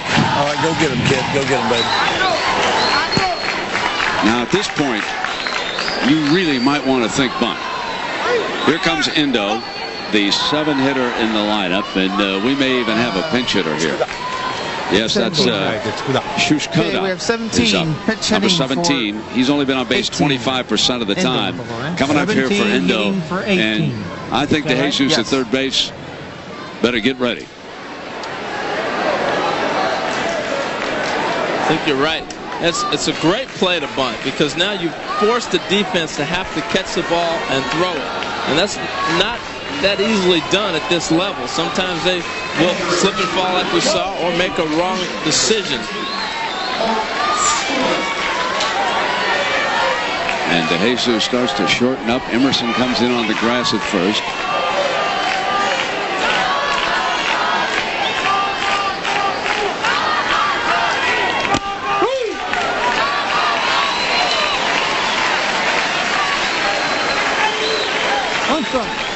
Bases loaded for Japan. 1 out. We're scoreless. We're in the top of the 4th inning. This is the battle for the Little League Championship. And now he's down 0-2. Every player plays in Little League Baseball. It's a mandatory rule. You either have to have 1 at bat or 3 outs in the field. Line drive. Travis got it. Throw to first. No. But he got the important one, the hitter. Base is still loaded now, but there are 2 out. What a decision by Devin Travis. Now, he had the runner at second. It's amazing that he even went to first, to think about turning that. Is that a smile, folks? It just lights up this ballpark. For 19. Okay. And number 10, Ono. And he has been on base 60% of the time. He's coming up.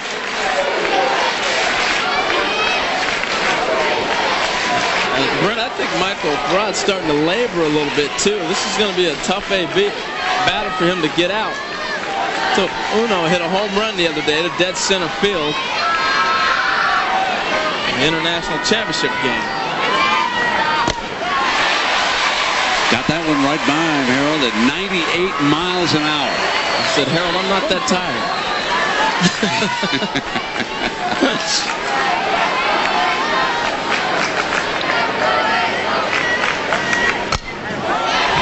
Now way ahead in the count. Can he pitch his way out of a bases loaded, nobody out jam? Boynton Beach fans are on their feet, and I can just imagine throughout Florida they're up and watching now. Timeout's been called by Japan.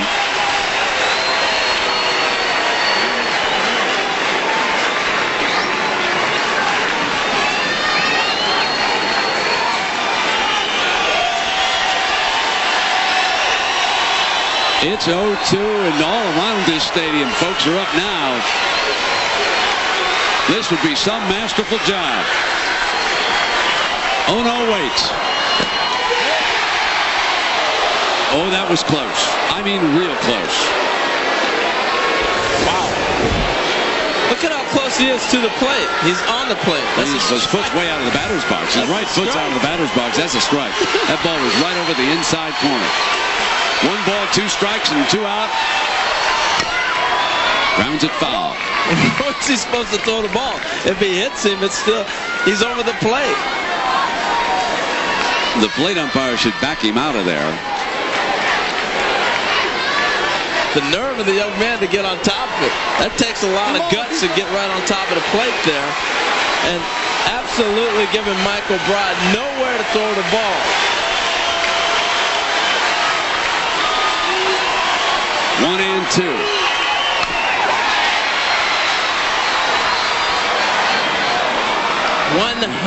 miles an hour. I'm telling you.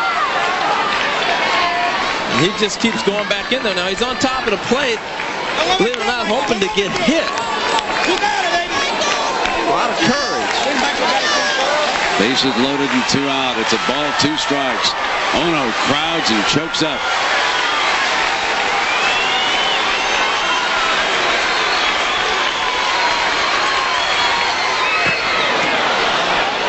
And that's out. He did go inside and get him. 1-0 on the hit batter. And when you're calling the pitches from the dugout, that's something that you do not see. And so they didn't understand. They don't recognize that the hitter is, there's nowhere to throw the ball. His foot is clearly So they're calling the pitches from the dugout, and they call for a ball inside when really there is no inside. Ball. Great strategy if you can get away with it, and he did. Now Sakamoto, the slick fielding shortstop, and the number 9 hitter steps in for Japan. 2 out.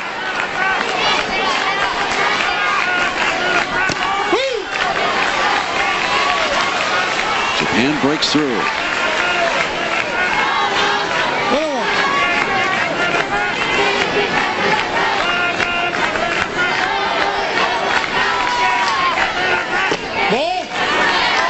See the velocity going down. Michael Broad's just got to concentrate on trying to get through this hitter and maybe get out of this inning. 2 balls and a strike. Bases loaded for Japan here.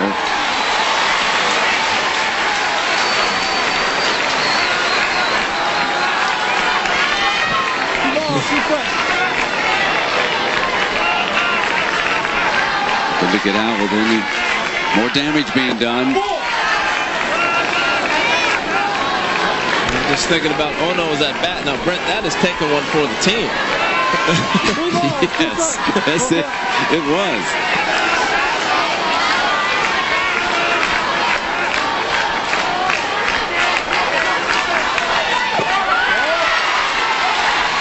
And another run trots home.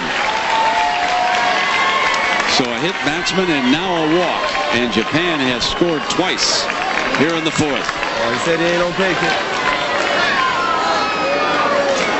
And we're going to get another substitute. When we do that, I'm just thinking back to the one at bat where he crowded the plate, the strategy. You know, these kids work and practice so much. 14. And they listen and they're disciplined to what their coach asks and instructs them to do.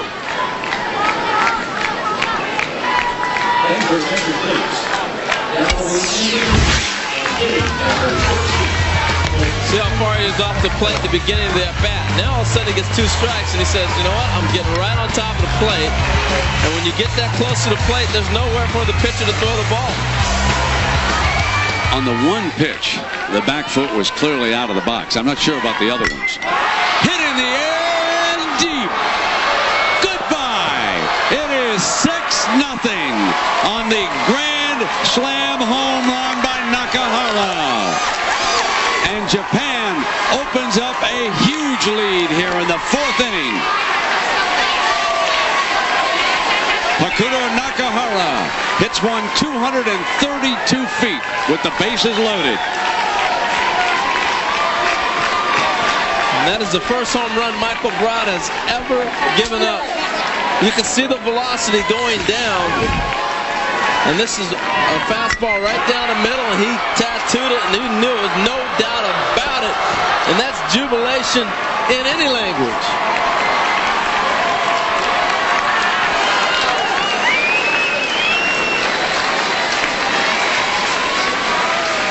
All you can say is, oh my. And here comes oh my out of the dugout with a bat. He'll be the next hitter.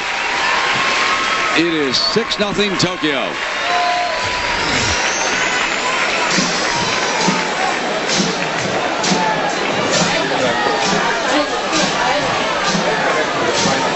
So as a result, Michael Broad has been taken out of the game after the Grand Slam home run. And now 8 different Japanese players have homered here. Timeout.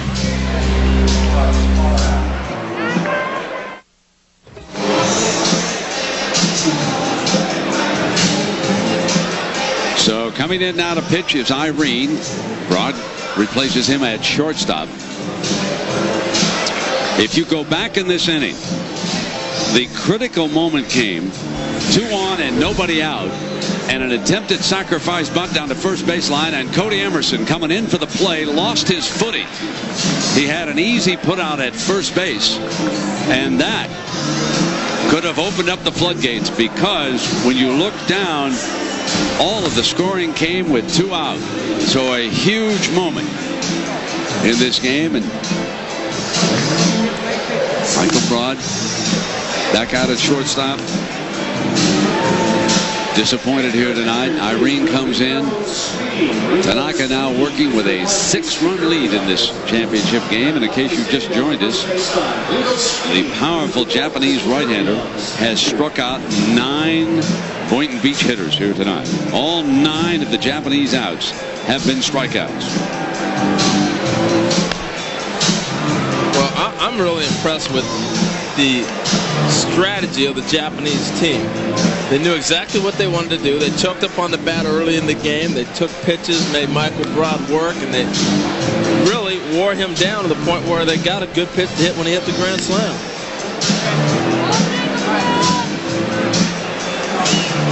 Well, a reminder that ESPN Original Entertainment presents Playmakers, a new dramatic series about the lives of pro football players off the field. Playmakers premieres Tuesday at 9 Eastern on ESPN. It's also available in high definition on ESPN HD. This Tokyo team has been playing in high definition ever since they came to South Williamsport. The appeal on the slam. The umpire says everybody's safe. The ball isn't. The ball's about the only thing that wasn't safe. He crushed that. He did. So now Omai, the son of the manager. Last year's Japanese team, a 1-0 loser to Louisville. But here tonight, up 6-0 on Boynton Beach. 2 years ago, Japan beat Apopka. 2 last inning runs to pull that one out 2-1.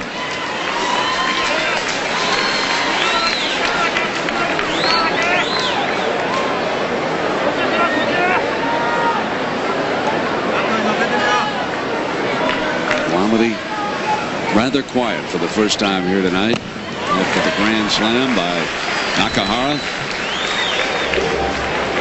1 ball, 2 strikes. Put a charge into that one. Great swing.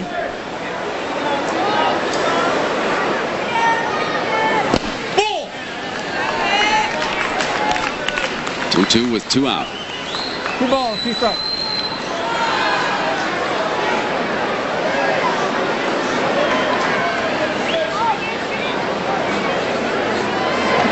Ball. 3 balls, 2 strikes. Full count.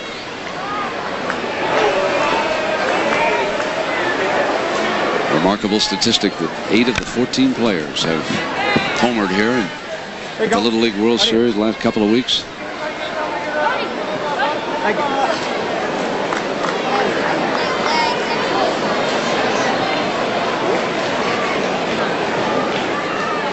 What's really impressive is to have that many different youngsters I agree. in a lineup with that kind of power. That's very unusual. Off Travis's glove. Base hit. The Japanese team has batted around here in the 4th inning. And here's the young man who started it all off with a double. Otaro Tanaka.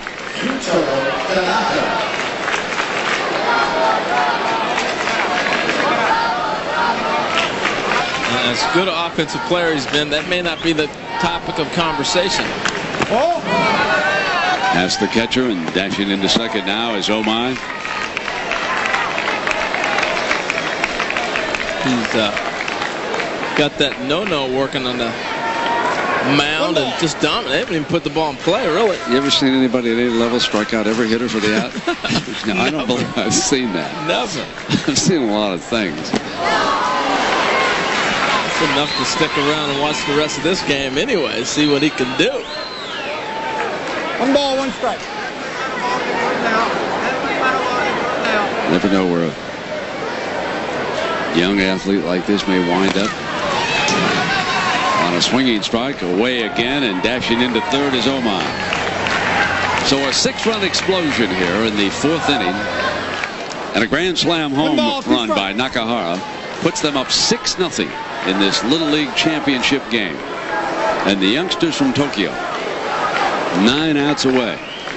The pitcher's working on a no-hitter, and he struck out It's one deep, deep, forget about it. This one's on the hill. A 2-run blast, well over 240 feet up the famed hill here. He is putting on a show. Started the inning with a double. Now a 2-run home run. 6-0 in this Little League Championship game. And the youngsters from Tokyo, 9 outs away. The pitcher's working on a no-hitter, and he struck out. It's one deep, deep, forget about it. This one's on the hill. A 2-run blast, well over 240 feet up the famed hill here. He is putting on a show. Started the inning with a double. Now a 2-run home run. And it's 8-0 Japan. It's the follow-through that just gives me a kick, man. All the way around. Michael Broad, high five from De Jesus. You don't see that anywhere. No, you don't. Tomato steps in now.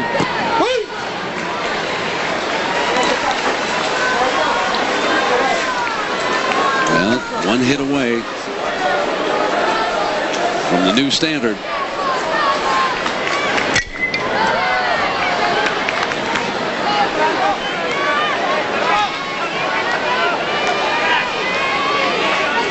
Well, we talked about their offense coming into this ball game. They had 7 different youngsters, now 8, who have homered in this Little League World Series. And you see 55 hits. Very productive. And I think it's a consistent approach that they have. They don't swing at a lot of bad pitches, but when they get their pitch, they hit it. An 8-run 4th inning. Come on, baby. For the team from Tokyo. Makoto Nakahara broke it up with a grand slam. One of 2 home runs hit by Japan. Nakahara's to knock out at 1. And we're back after this message and a word from our ABC stations.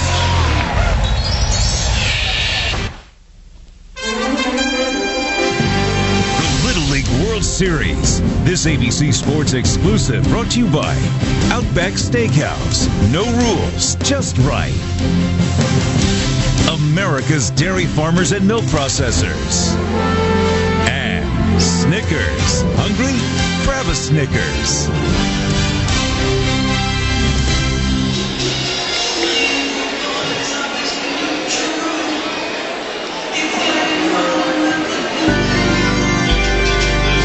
Look who's made an appearance here at the Little League World Series between innings.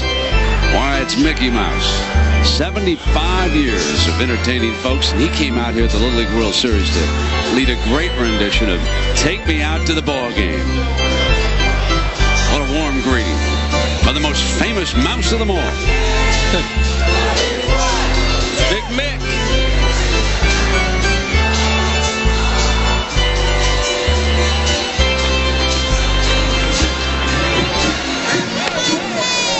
Not every night you get to see Mickey Mouse lead Take Me Out to the ball game. And now we turn our attention back to young Tanaka. And while we were away in break, Harold said, you know, he's a baby Ruth. I mean, think about him. He's hitting home runs, 3 in 2 games. Look at his physique. He's starting out as a pitcher. You know, he's got that appearance out there. This could be something here. He's jogging around the bases. He's shaking hands after he hits homers. Sure. I mean, hey. Next thing we know, he'll be eating a hot dog down there in the dugout between innings, right? Telling you, he's putting on a show. 9 outs, 9 strikeouts. Richard De Jesus lead it off here in the bottom of the 4th for these youngsters from Boynton Beach. Regardless of what happens here tonight, what a summer these youngsters have had, and what a thrill they gave Palm Beach County and all the fans down Boca Way all the way up through Jupiter. Yeah, go little brother. Come on here, Richie. Let's get a base hit against this big fella.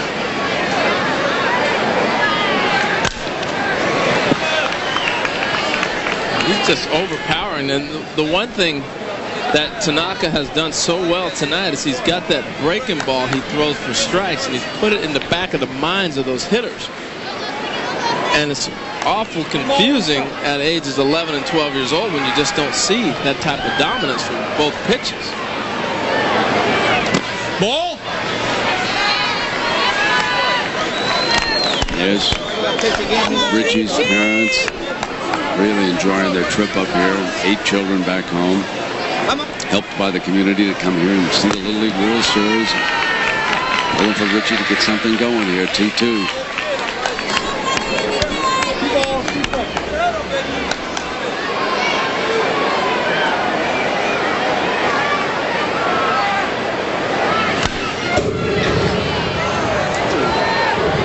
Got back here pretty quick. That's what I'm talking about right there, though. That approach, he was totally confused because he had that breaking ball in his mind, and next thing you know, here's a fastball. It's on you. You young hitters out there, learn to hit that fastball, and you can always adjust. You'll learn to hit that breaking ball a little bit later.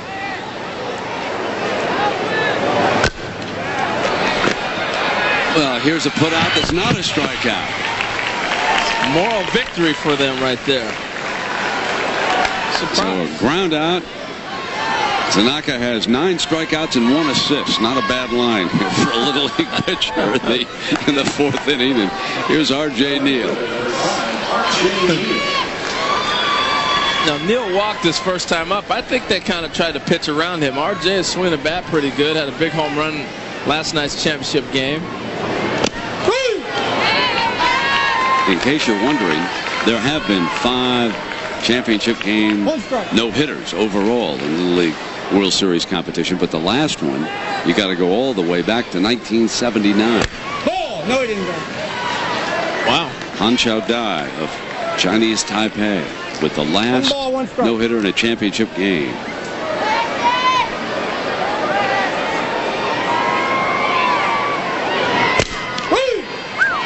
Right there. There are the youngsters who have recorded that honor. 3 of them back in the 60s, 5 overall, but none since 1979. Ball.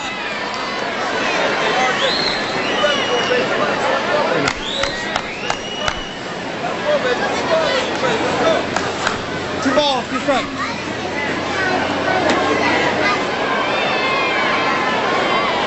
Two. And we will not have one here tonight. Base hit right field by R.J. Neal. Well, I really think Nakahara, the right fielder, was going to come up gunning at first base, and he might have had a play. That ball was hit so hard by R.J. Well, watch the right fielder. He's charging to throw to first. He's coming up getting ready to gun. That's not one of those block and keep in front of me plays. Nice swing, hard-driven ball. He was thinking, throw him out. Here's Cody Emerson.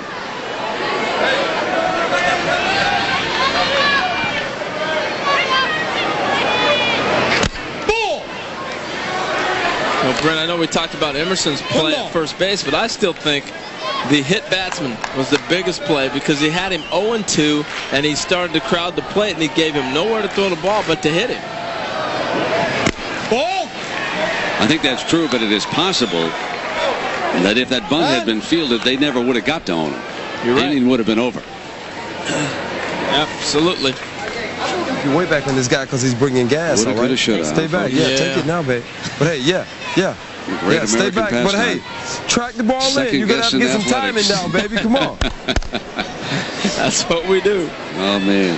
Next week it starts in earnest with the college football season. And the week after that, the NFL cranks it up. Ball. We get all the answers sitting in the press boxes in the stands, don't we? 3-0 now. In the living rooms, on the couches. You bet. So there's the manager's wife and Cody's mom.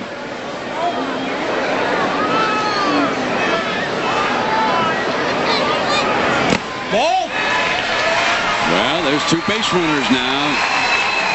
Little blossoming rally here for the United States, and Benny Townend steps in. Got 1 out this inning. They've got the 5th inning to hit and the 6th inning to hit. So there's still time to come back and make this some kind of game. Trying to break through here. Let's get a number up on that scoreboard. Well, if they can coax him into a bases loaded situation here, they would really have something blossoming. Then you're going to try to do just that. Head in the count. Tanaka just kind of looked at Omeda, the first baseman, and smiled like, I can't believe I'm not throwing strikes.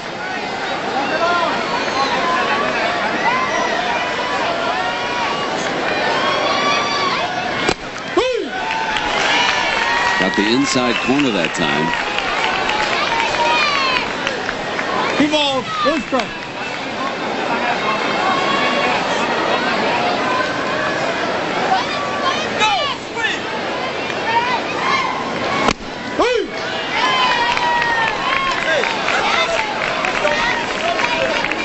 From the indicator, baby.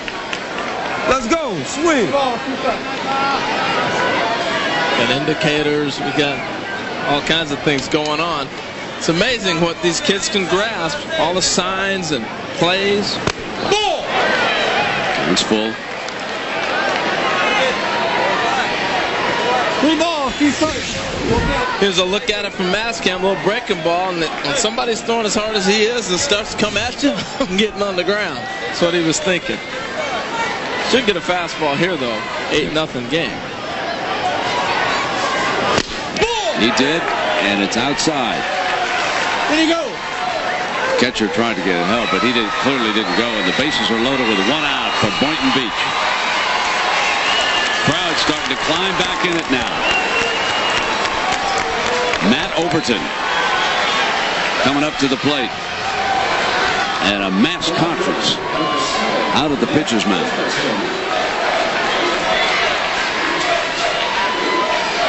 Which one of them do you think said, come on, big fella, you got an 8-run lead, throw strikes? You know, we haven't had any action out here. Give us a chance to make a play. Absolutely.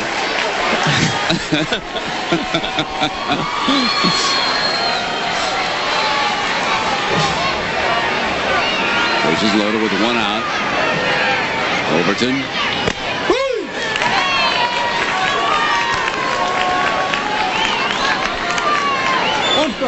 Well, if you're wondering, we have seen some comebacks. Texas-Massachusetts game, they came back, scored 6 to tie it. And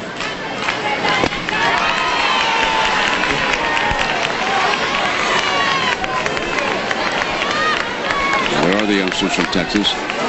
Lost that game to Saugus, Mass. No balls and 2 strikes.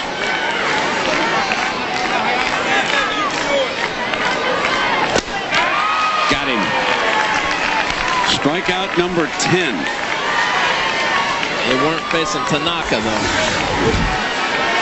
This young man, amazing fastball, just reaching back, great concentration. Maybe that's what that little conference was. Back up a little bit, let's concentrate.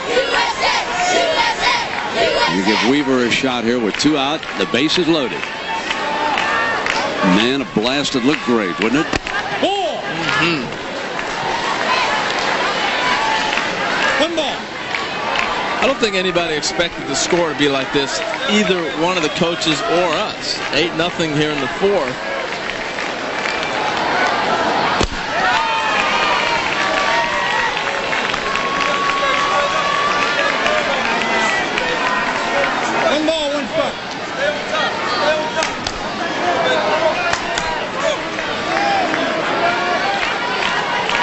Overpowering. Changed the speed that time, and it's 1 ball and 2 strikes. Boy, and that's not fair right there. You got 2 strikes on you, right? Let's go. 2 strikes, you got to protect now, baby.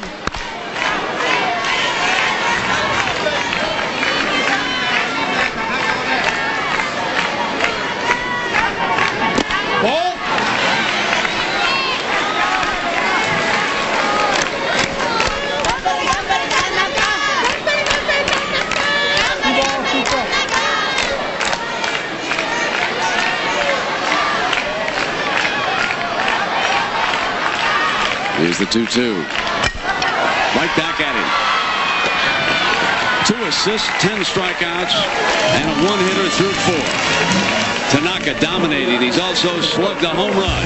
And Japan leads it 8-0.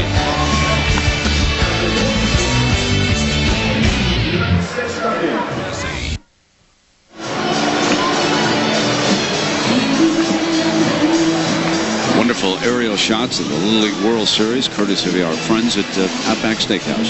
Proud partner of the Little League World Series, the Outback Steakhouse airship, the Bloomin' Onion 1. We'll be providing ABC Sports aerial coverage for NCAA college football this fall, starting next Saturday when we've got a triple header coming your way, starting at noon. Speaking of promos, an ex-juvenile of the Lincoln from New York is about to meet the man who's going to make him a cop in L.A. 10-8 Officers on Duty, a new drama coming Sundays this fall to ABC. Brent, who you liking in the college football season? I like Michigan to step it up out of the Big Ten. They get to play Ohio State at home. I like the way the Wolverines schedule sets up. Senior quarterback John Navarre.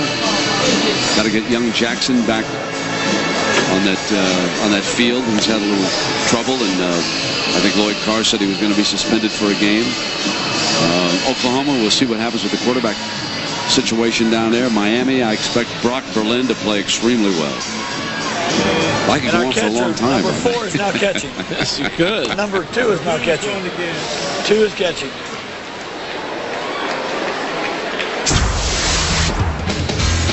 Well, we take you back to the first inning. Tanaka opened up by striking out the side for Japan. And then in the 4th inning, inability to field the bunt, bases loaded, and then the hit batsman and the grand slam home run by Nakahara. It was 6-0. Tanaka added a little frosting. Bingo. And it's 8-0. That's where we stand right now. On to the 5th inning.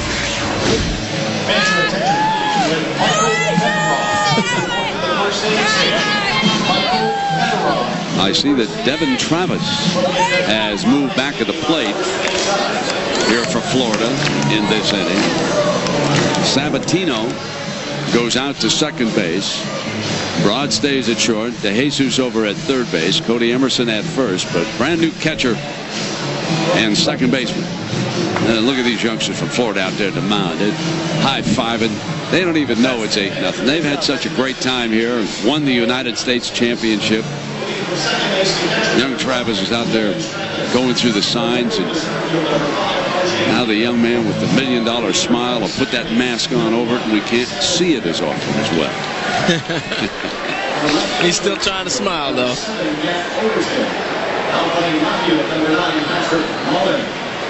Now, in Little League Baseball, the mandatory rule that every player has to play at least 3 outs in the field or have 1 at bat. So there's mass changes right now. It takes a little while to catch up to them. Pretty soon, Brent, they change everybody. Onozawa is the hitter leading off here in the 5th inning. The Japanese youngsters so excited over there in the dugout. There'll be a headline item in Tokyo. Leading right now 8-0, 6 outs away. So we get word from the down below with the score that all the subs have played. Pretty stiff penalty if you don't get everybody in. It is forfeit, and I think that's deservedly so. If you don't play everybody at this level, you shouldn't be able to be credited with a win. I think that's a great rule.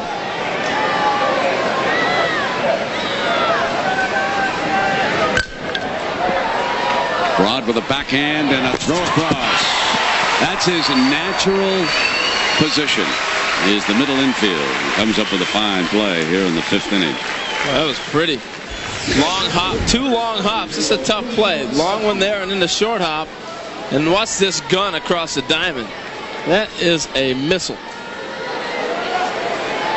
Yamazaki, next hitter here for Japan.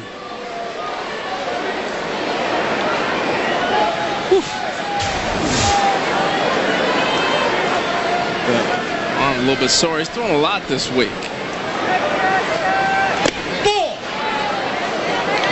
One thing you notice when you're playing with a big crowd for the first time is that adrenaline, and you stretch your body a little bit more than it's used to being stretched. Even at 12, you get a little sore. Just they bounce back a little quicker than we do.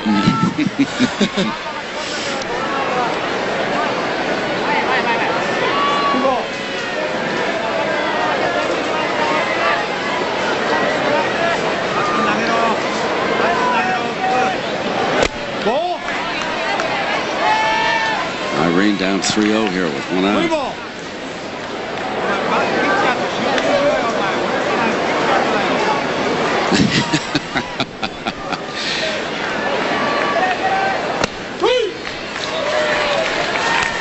That was the Network of Champions, ABC. 3-1 with one out. There's Sabatino, young second baseman. Deep right field, gone. Yamazaki with the third home run for Japan here tonight. And the 15th Japanese home run here ties the Little League World Series record set by Taipei back in 1996.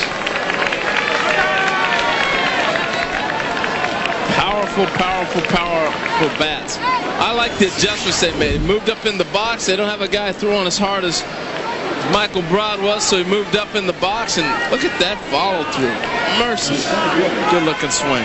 You know, there's no question that the best hitting team is on its way to winning this championship. I mean, from top to bottom, this Japanese team has been by far the best overall hitting team we've seen. Every Little League team here has had 2 or 3 hitters, Harold, but nothing like this lineup. This may be the best one we've seen in about 3 or 4 years. It reminds me of some of those Taipei teams that came in here that I did. You know, they'd win 17-2, 17-3. This team is very reminiscent of that. This is a very powerful team from the Tokyo Little League, let me tell you.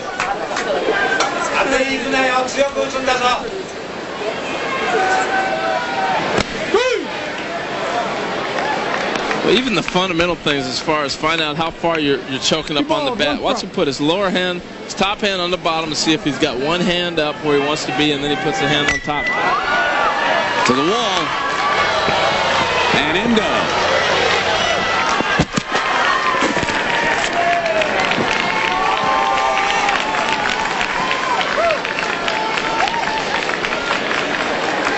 So with one out, runner on at second.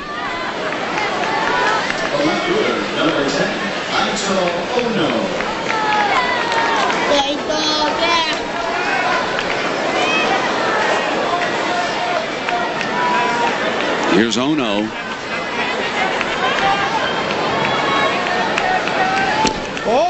Gets away, and the runner will dash to third. Thought about coming all the way. Now you go back. Komuro, number 7, is the runner. Now this is Ono, who had that big at bat that Harold is talking about. He was hit with the pitch with the bases loaded. He drove in the first run of the game by giving up his body. Shallow center. Runner breaks and goes back. And out R.J. Neal with a strong throw from center field. Now remember, R.J. Neal started in right field when Michael Broad was on the mound because they thought a lot of balls would go his direction. Nice play out there in center.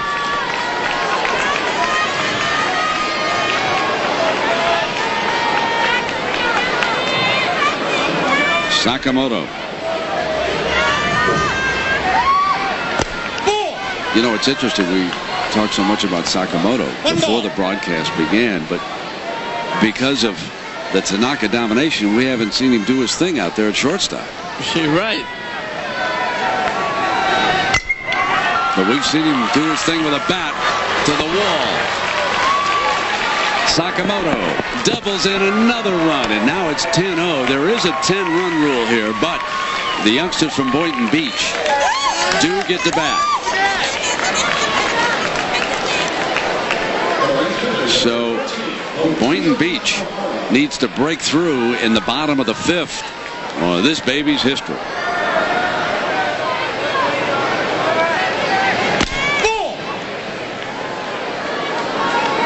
Nakahara with a grand slam home run back at the plate. He's 2 for 3.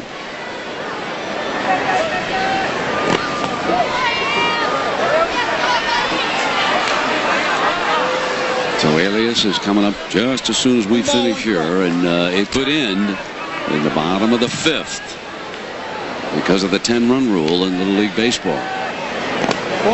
Nice backhanded stop by Travis behind the plate that time. 2 out here. 2 balls, 1 strike. Just trying to finish the old summer out. Playing some ball. U.S. champs. Yeah. Kids from Japan have put on a show. You know, so often the leadoff guy in Little League Baseball, I remember back in the Todd Frazier days with Tom's River, is the igniter of the offense. Japan's got this young man who's hit the grand slam, but they also got Tanaka and Omeda down 3 and 4. So they are just loaded. Manager's son is due back up, and here he is. Oh my, stepping in.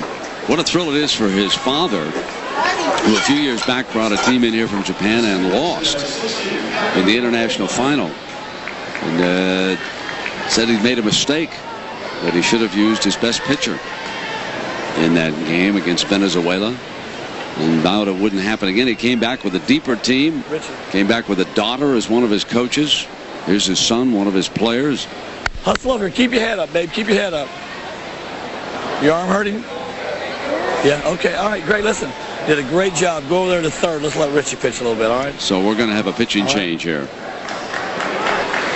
And Richie DeJesus coming on. He gets the ball. And we're back after this message and a word from our ABC stations.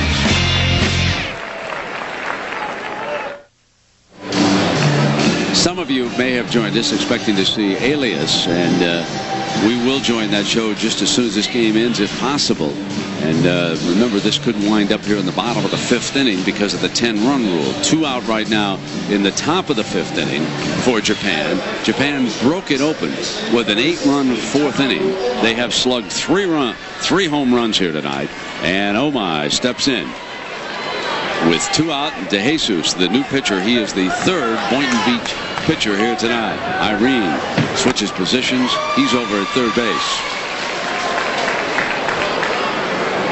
You know, even though it's 10-0, what a thrill it is here for Richie DeJesus to come on here and mop it up and someday say, man, I pitched in South Williamsport under the lights before a huge crowd.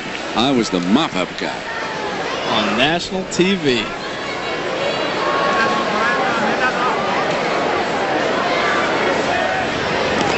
Ball. 1 and 2, and the runners got him at third base. Devin Travis is something else, man. This kid saw the great plays he made at second base. Now you get a chance to see the agility at catcher. This could be the last at bat coming up. Down by 10. And this the record-tying home run for this powerful Japanese team. We're back after this message and a word from our ABC station.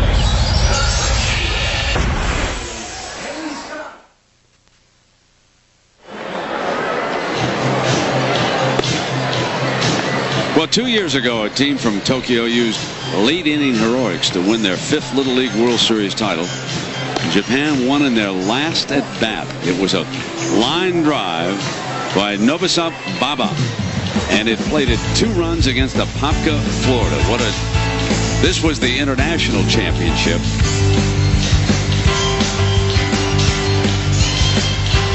And that pushed them into the game against Apopka. Bad bounce off the shortstop's glove, and then they went and bowed to Howard J. Lamade, whom they called the God of Baseball.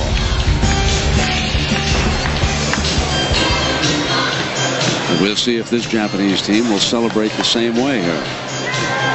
Yeah, they haven't gone out there this year, but wait and see if they run out there again like the teams of the past.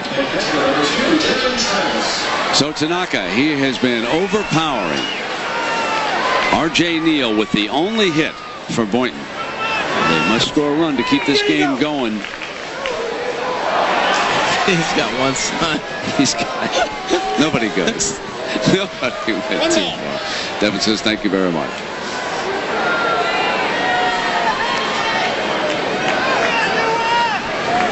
Ball. Two balls.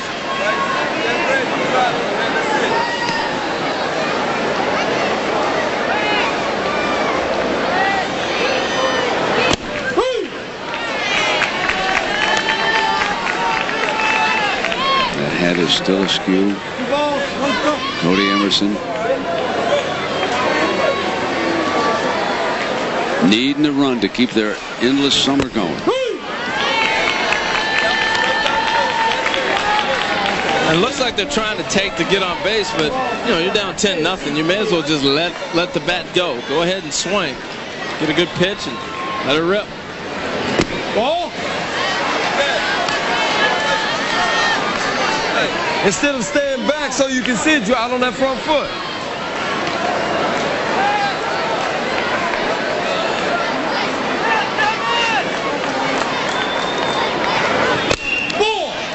There's the leadoff hitter on. Well, I think Tanaka's getting a little bit tired. We've watched him labor as of late last inning and right there walking the leadoff guy. One sign you see is they walk around the mound a little bit more and take their time instead of getting that sign and letting it go. Yeah, and Harold, that's a 6th walk. Irene steps in. The game continues to the 6th if Boynton Beach scores 1 run. Right field. And the catch is made. 1 out. Nakahara, who's been busy here tonight, a grand slam home run, making the play in right field. You saw the right fielder sprint in. They know the rules. And until the catcher is in that catcher's position and the pitcher's taking the sign, then the ball is dead. Or else you see these runners, they take advantage of it scattering. That's why the right fielder sprinted in to bring that ball in. So here's Michael Broad.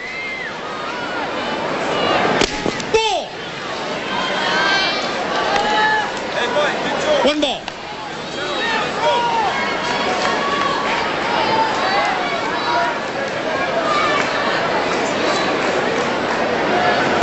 Ball. 2 ball.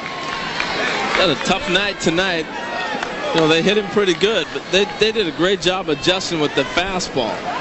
And ball. As you see Michael Broad go to a 3-0 count. When he was on the mound, they had a tough time. He had a tough time throwing that fastball by them, mixing in the breaking pitch. I thought that they tried to pitch too careful instead of staying real aggressive and see a 3-0 breaking pitch as he's at the plate.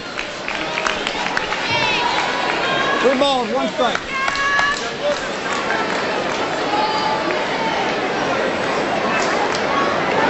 Look at it. So 2 on now with 1 out. That's the 7th walk of the game, and manager Omar might want to think about it. And Tanaka had 3 walks the whole tournament. And to have 7 in this game, you know, he's a little bit tired. They've been pitching quite a bit, and they have some long workouts also. So he was out here taking ground balls at third base before the game. So this isn't like the big leagues where the pitcher just, that's all he does is pitch. So Richie DeJesus trying to keep this one going. Yes, and win.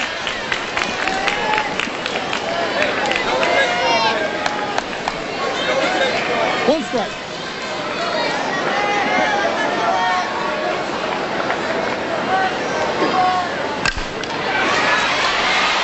And he might. Let's see if Travis is going to try. They're going to send him.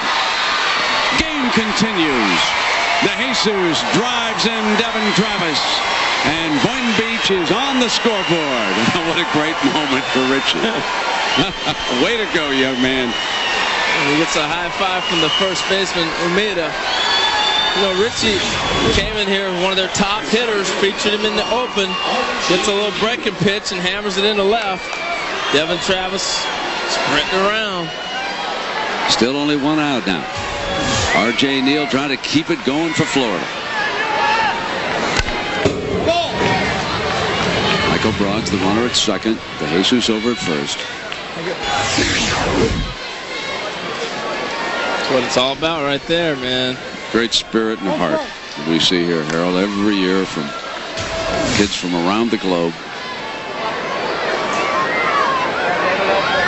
You know, watching this game, you have fresh respect for the youngsters from Curacao who were knocked out by this Japanese team after they rallied to tie them. I think they got back in 5-5 before losing about 14-6, I think was the final in that game. And they may have had the most overpowering pitcher in the competition, Martinez, and he was not able to work against the Japanese team. And it really fell pretty good for both these clubs coming in here with their #1 pitcher. A lot of times you're not able to line up the tournament in that respect, but they both were able to tonight. And you're right, Curacao was down 5-0, came back and put 5 back on Japan, and it looked like the momentum swung their way, and they were going to take that game. This is a deep club, though, and Japan came back and blew them out, actually, in the rest of that ball game. That was the 11th strikeout. Cody Emerson now with 2 out and 2 on. Looking to put up. Yeah, it is rally cap time indeed. Cody trying to put in charge in 1 now. Ball.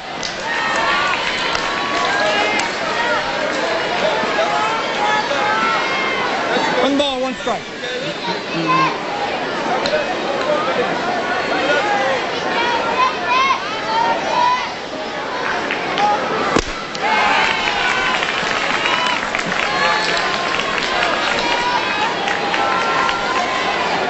One ball, 2 strikes. Well, Tanaka's still strong. You know, I keep looking for him to get a little bit tired, and then he reaches back with a good fastball. When you got good mechanics, sometimes that will take you a little bit further than anything else, and he's got great mechanics. 12 strikeouts. A dominating performance, but Boynton Beach continues the game as they score their first run.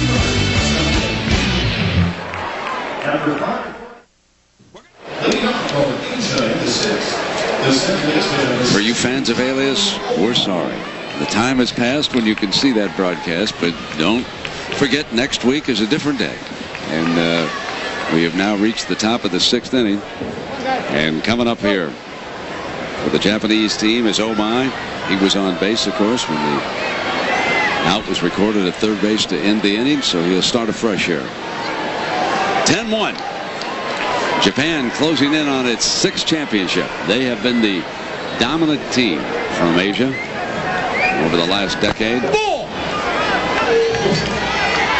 And their great prowess in baseball is reflected when you look at the major leagues. Matsui's performance with the Yankees. Ichiro, of course, a couple of years out in Seattle. Yeah, Ichiro's been something else. Matsui, you know, he's really come on. He struggled early, and he's made some great adjustments. Both those guys are going to be in down the pennant stretch with their clubs. I was reading a story about Matsui. Apparently, Harold, and you probably know more about this than I do, apparently he's a lot easier for the Japanese media to deal with. He's much more accessible when they go to get interviews from him. And the fellows from Tokyo who follow the Yankees every day really enjoy being around him. He gives them a time, you know, a special news conference or whatever, and when they can interview him, and he makes himself available almost every day for them. Yeah, Ichiro did that for the first year or so, and he had about 100 people traveling with him every day, so maybe he changed his policy. It can get tiresome after a while. Well, here's Tanaka, and what a night he has had.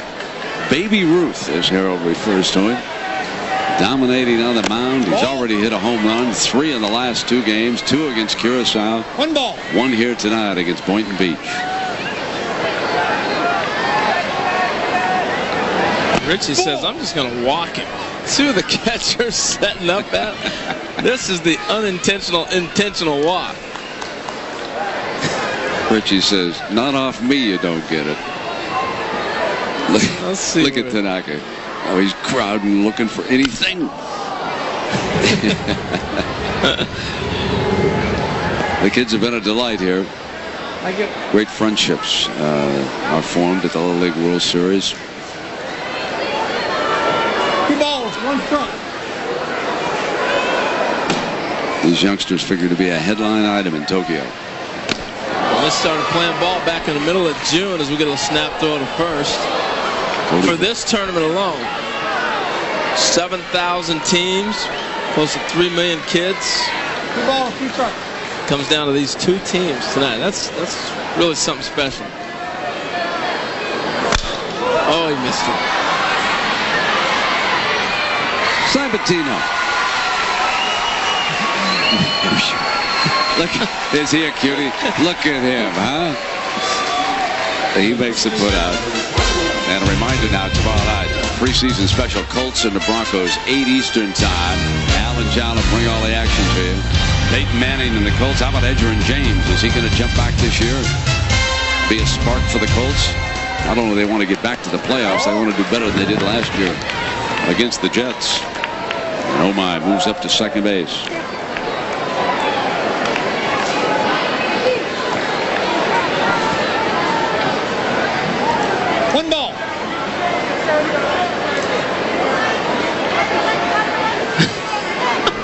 I just look at the faces and it makes you laugh. Some of the best faces on television. Cody Emerson makes a put out, and the runner didn't move up on the put out. I think that was a courtesy move right there. He could have went. They played real aggressive until then. See Cody and all his different faces.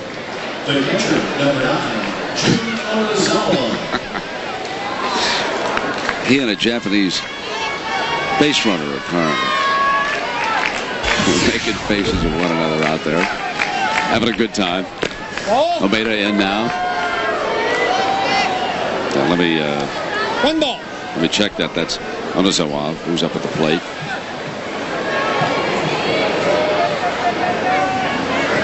Ball.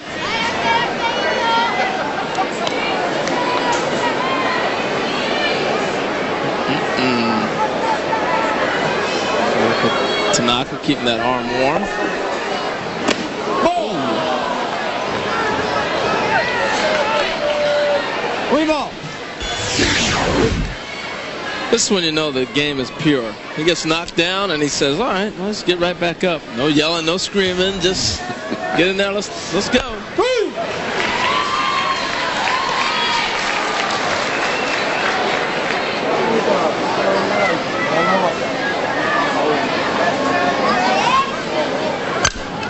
Whoa! Right to Emerson again.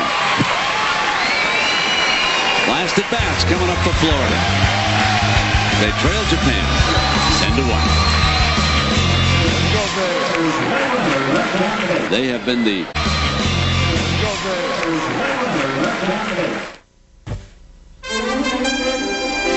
Little League World Series. This ABC Sports exclusive brought to you by Check Cereals. Everyone's on the same square. And Nike Running.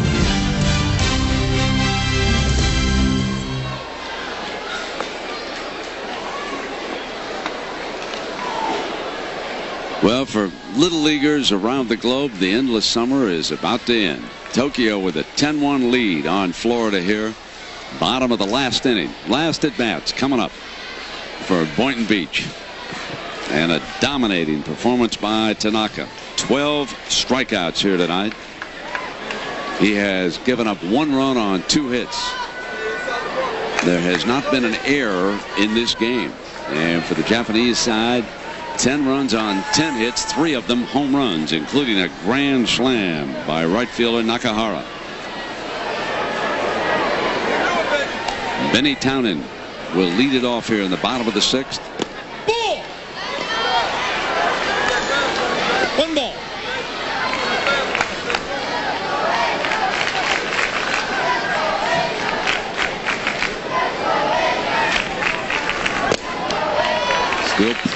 in there. Good-looking fastball right there. 6th and final inning. He's throwing a lot of pitches, too. He had that one stretch where he started walking everybody. He's still able to put a little something on it. Mom and Dad watching from the stands here, right at the knees, looking for strikeout number 13. 1 ball, 2 strikes.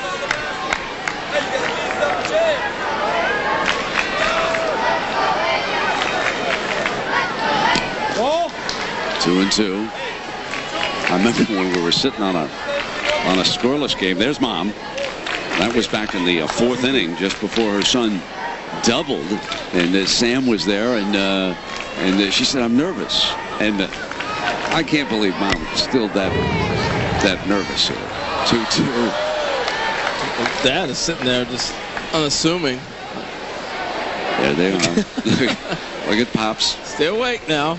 That's my son. That's great. Really brings families together, Little League Baseball, and the girls who play softball. Man, that's become a big program nationwide, too. Did it go?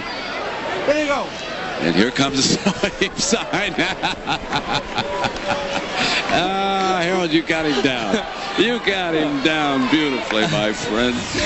Roy Turley from Kentucky. Didn't want to punch the young man out. 3-2. Oh, yeah. Oh, my. Break on that pitch. And Sam, Mom can't be nervous any longer, is she? Well, let's ask her. Mom, are you still nervous? No nervous? Oh, no nervous. She says no. Sam, you're doing a great job down there on the Japanese side, let me tell you. Well, that was a pretty good pitch, but instead it wound up being the 8th walk. And here's Matt Overton. How about that line score? 12 Ks, 8 walks. Only 2 hits. That's the big item. Yes, indeed. One more conference before the summer's over. How many times? Don't you know the bunt sign by now? Huh? You wasn't sure. Well, why don't you step out and come on the first pitch? Why you wait till now? Now they know what's going on. Hit the ball if it's there. Come on. You can do it. Come on. That's great hitting right there. He said, well, they're not going to put the bunt back on. I'm not bunting in a 10-1 game. Tony Travis. 0-1.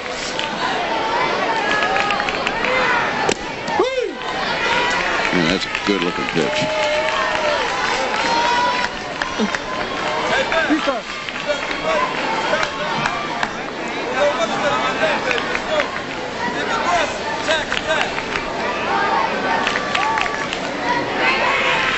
Looking for 13, and he's got it. 13 strikeouts, runner advances.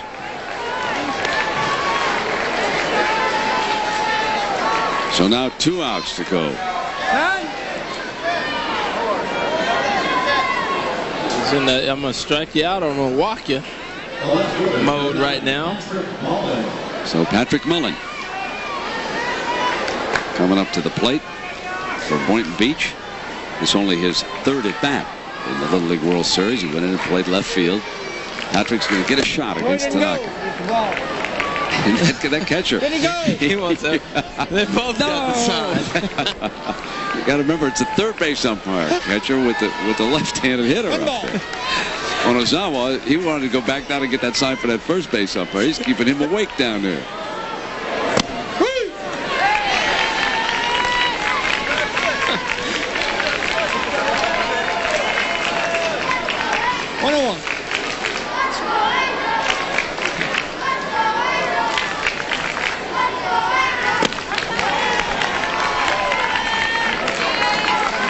Looking for strikeout number 14. 1 ball, 2 strikes. You can only get, what, 18 outs in a 6-inning game. That's punching them out.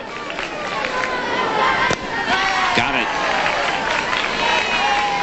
Strikeout number 14. Well, thanks to the folks who have made this all possible for not just tonight, but the last 2 weeks. The executive producer of ABC Sports is Mike Pearl. Senior producer Bob Toms. And the Little League World Series produced capably by Kurt Gotti Jr. again and directed by Doug Holmes. Nice going down on the truck. John Zippe, the TD, the associate director, Dick Buffington. No one likes the Little League World Series any better than Dick. The associate producer, Dan McVan. Feature producers, Julie Fram and Sam Silver. Nice going. And the assistants to the producer, Tom Wicks, Kurt Thomas, Kat Misko. Leanne Geschwin led our research team with Eric Hardenberg and John Zoni. Leanne did a heck of a job. Taught me Japanese this week. She did a great job. Russian, Japanese. I scuffle with that Russian, man. Yeah, that's a tough. toughie, man. That's a toughie. Lee Panterfell is our audio man. Line drive, base hit. It's a score run. Travis. The throw. Got him. It ends at second base, but the run counts. So it is a 10-2 score, and here they go, bowing to the god of baseball. Just like the champions of a couple of years ago. And the kids from Boyton Beach said, let's join our buddies out there. We had a great time. Let us bow to them. They are both teams out there. No tears for Boynton Beach. They had a great time, but congratulations now go to this Little League team from Tokyo, Japan. And the umpire has ruled that the run did not count. He has made it 10-1 on that scoreboard after putting the second run up. They have taken it down. They say the out at second was made before the run scored. ABC Sports is online at ESPN.com. Keyword ABC Sports coming up next on ABC, except for the West Coast. Whose line is it anyway? Good night, everybody.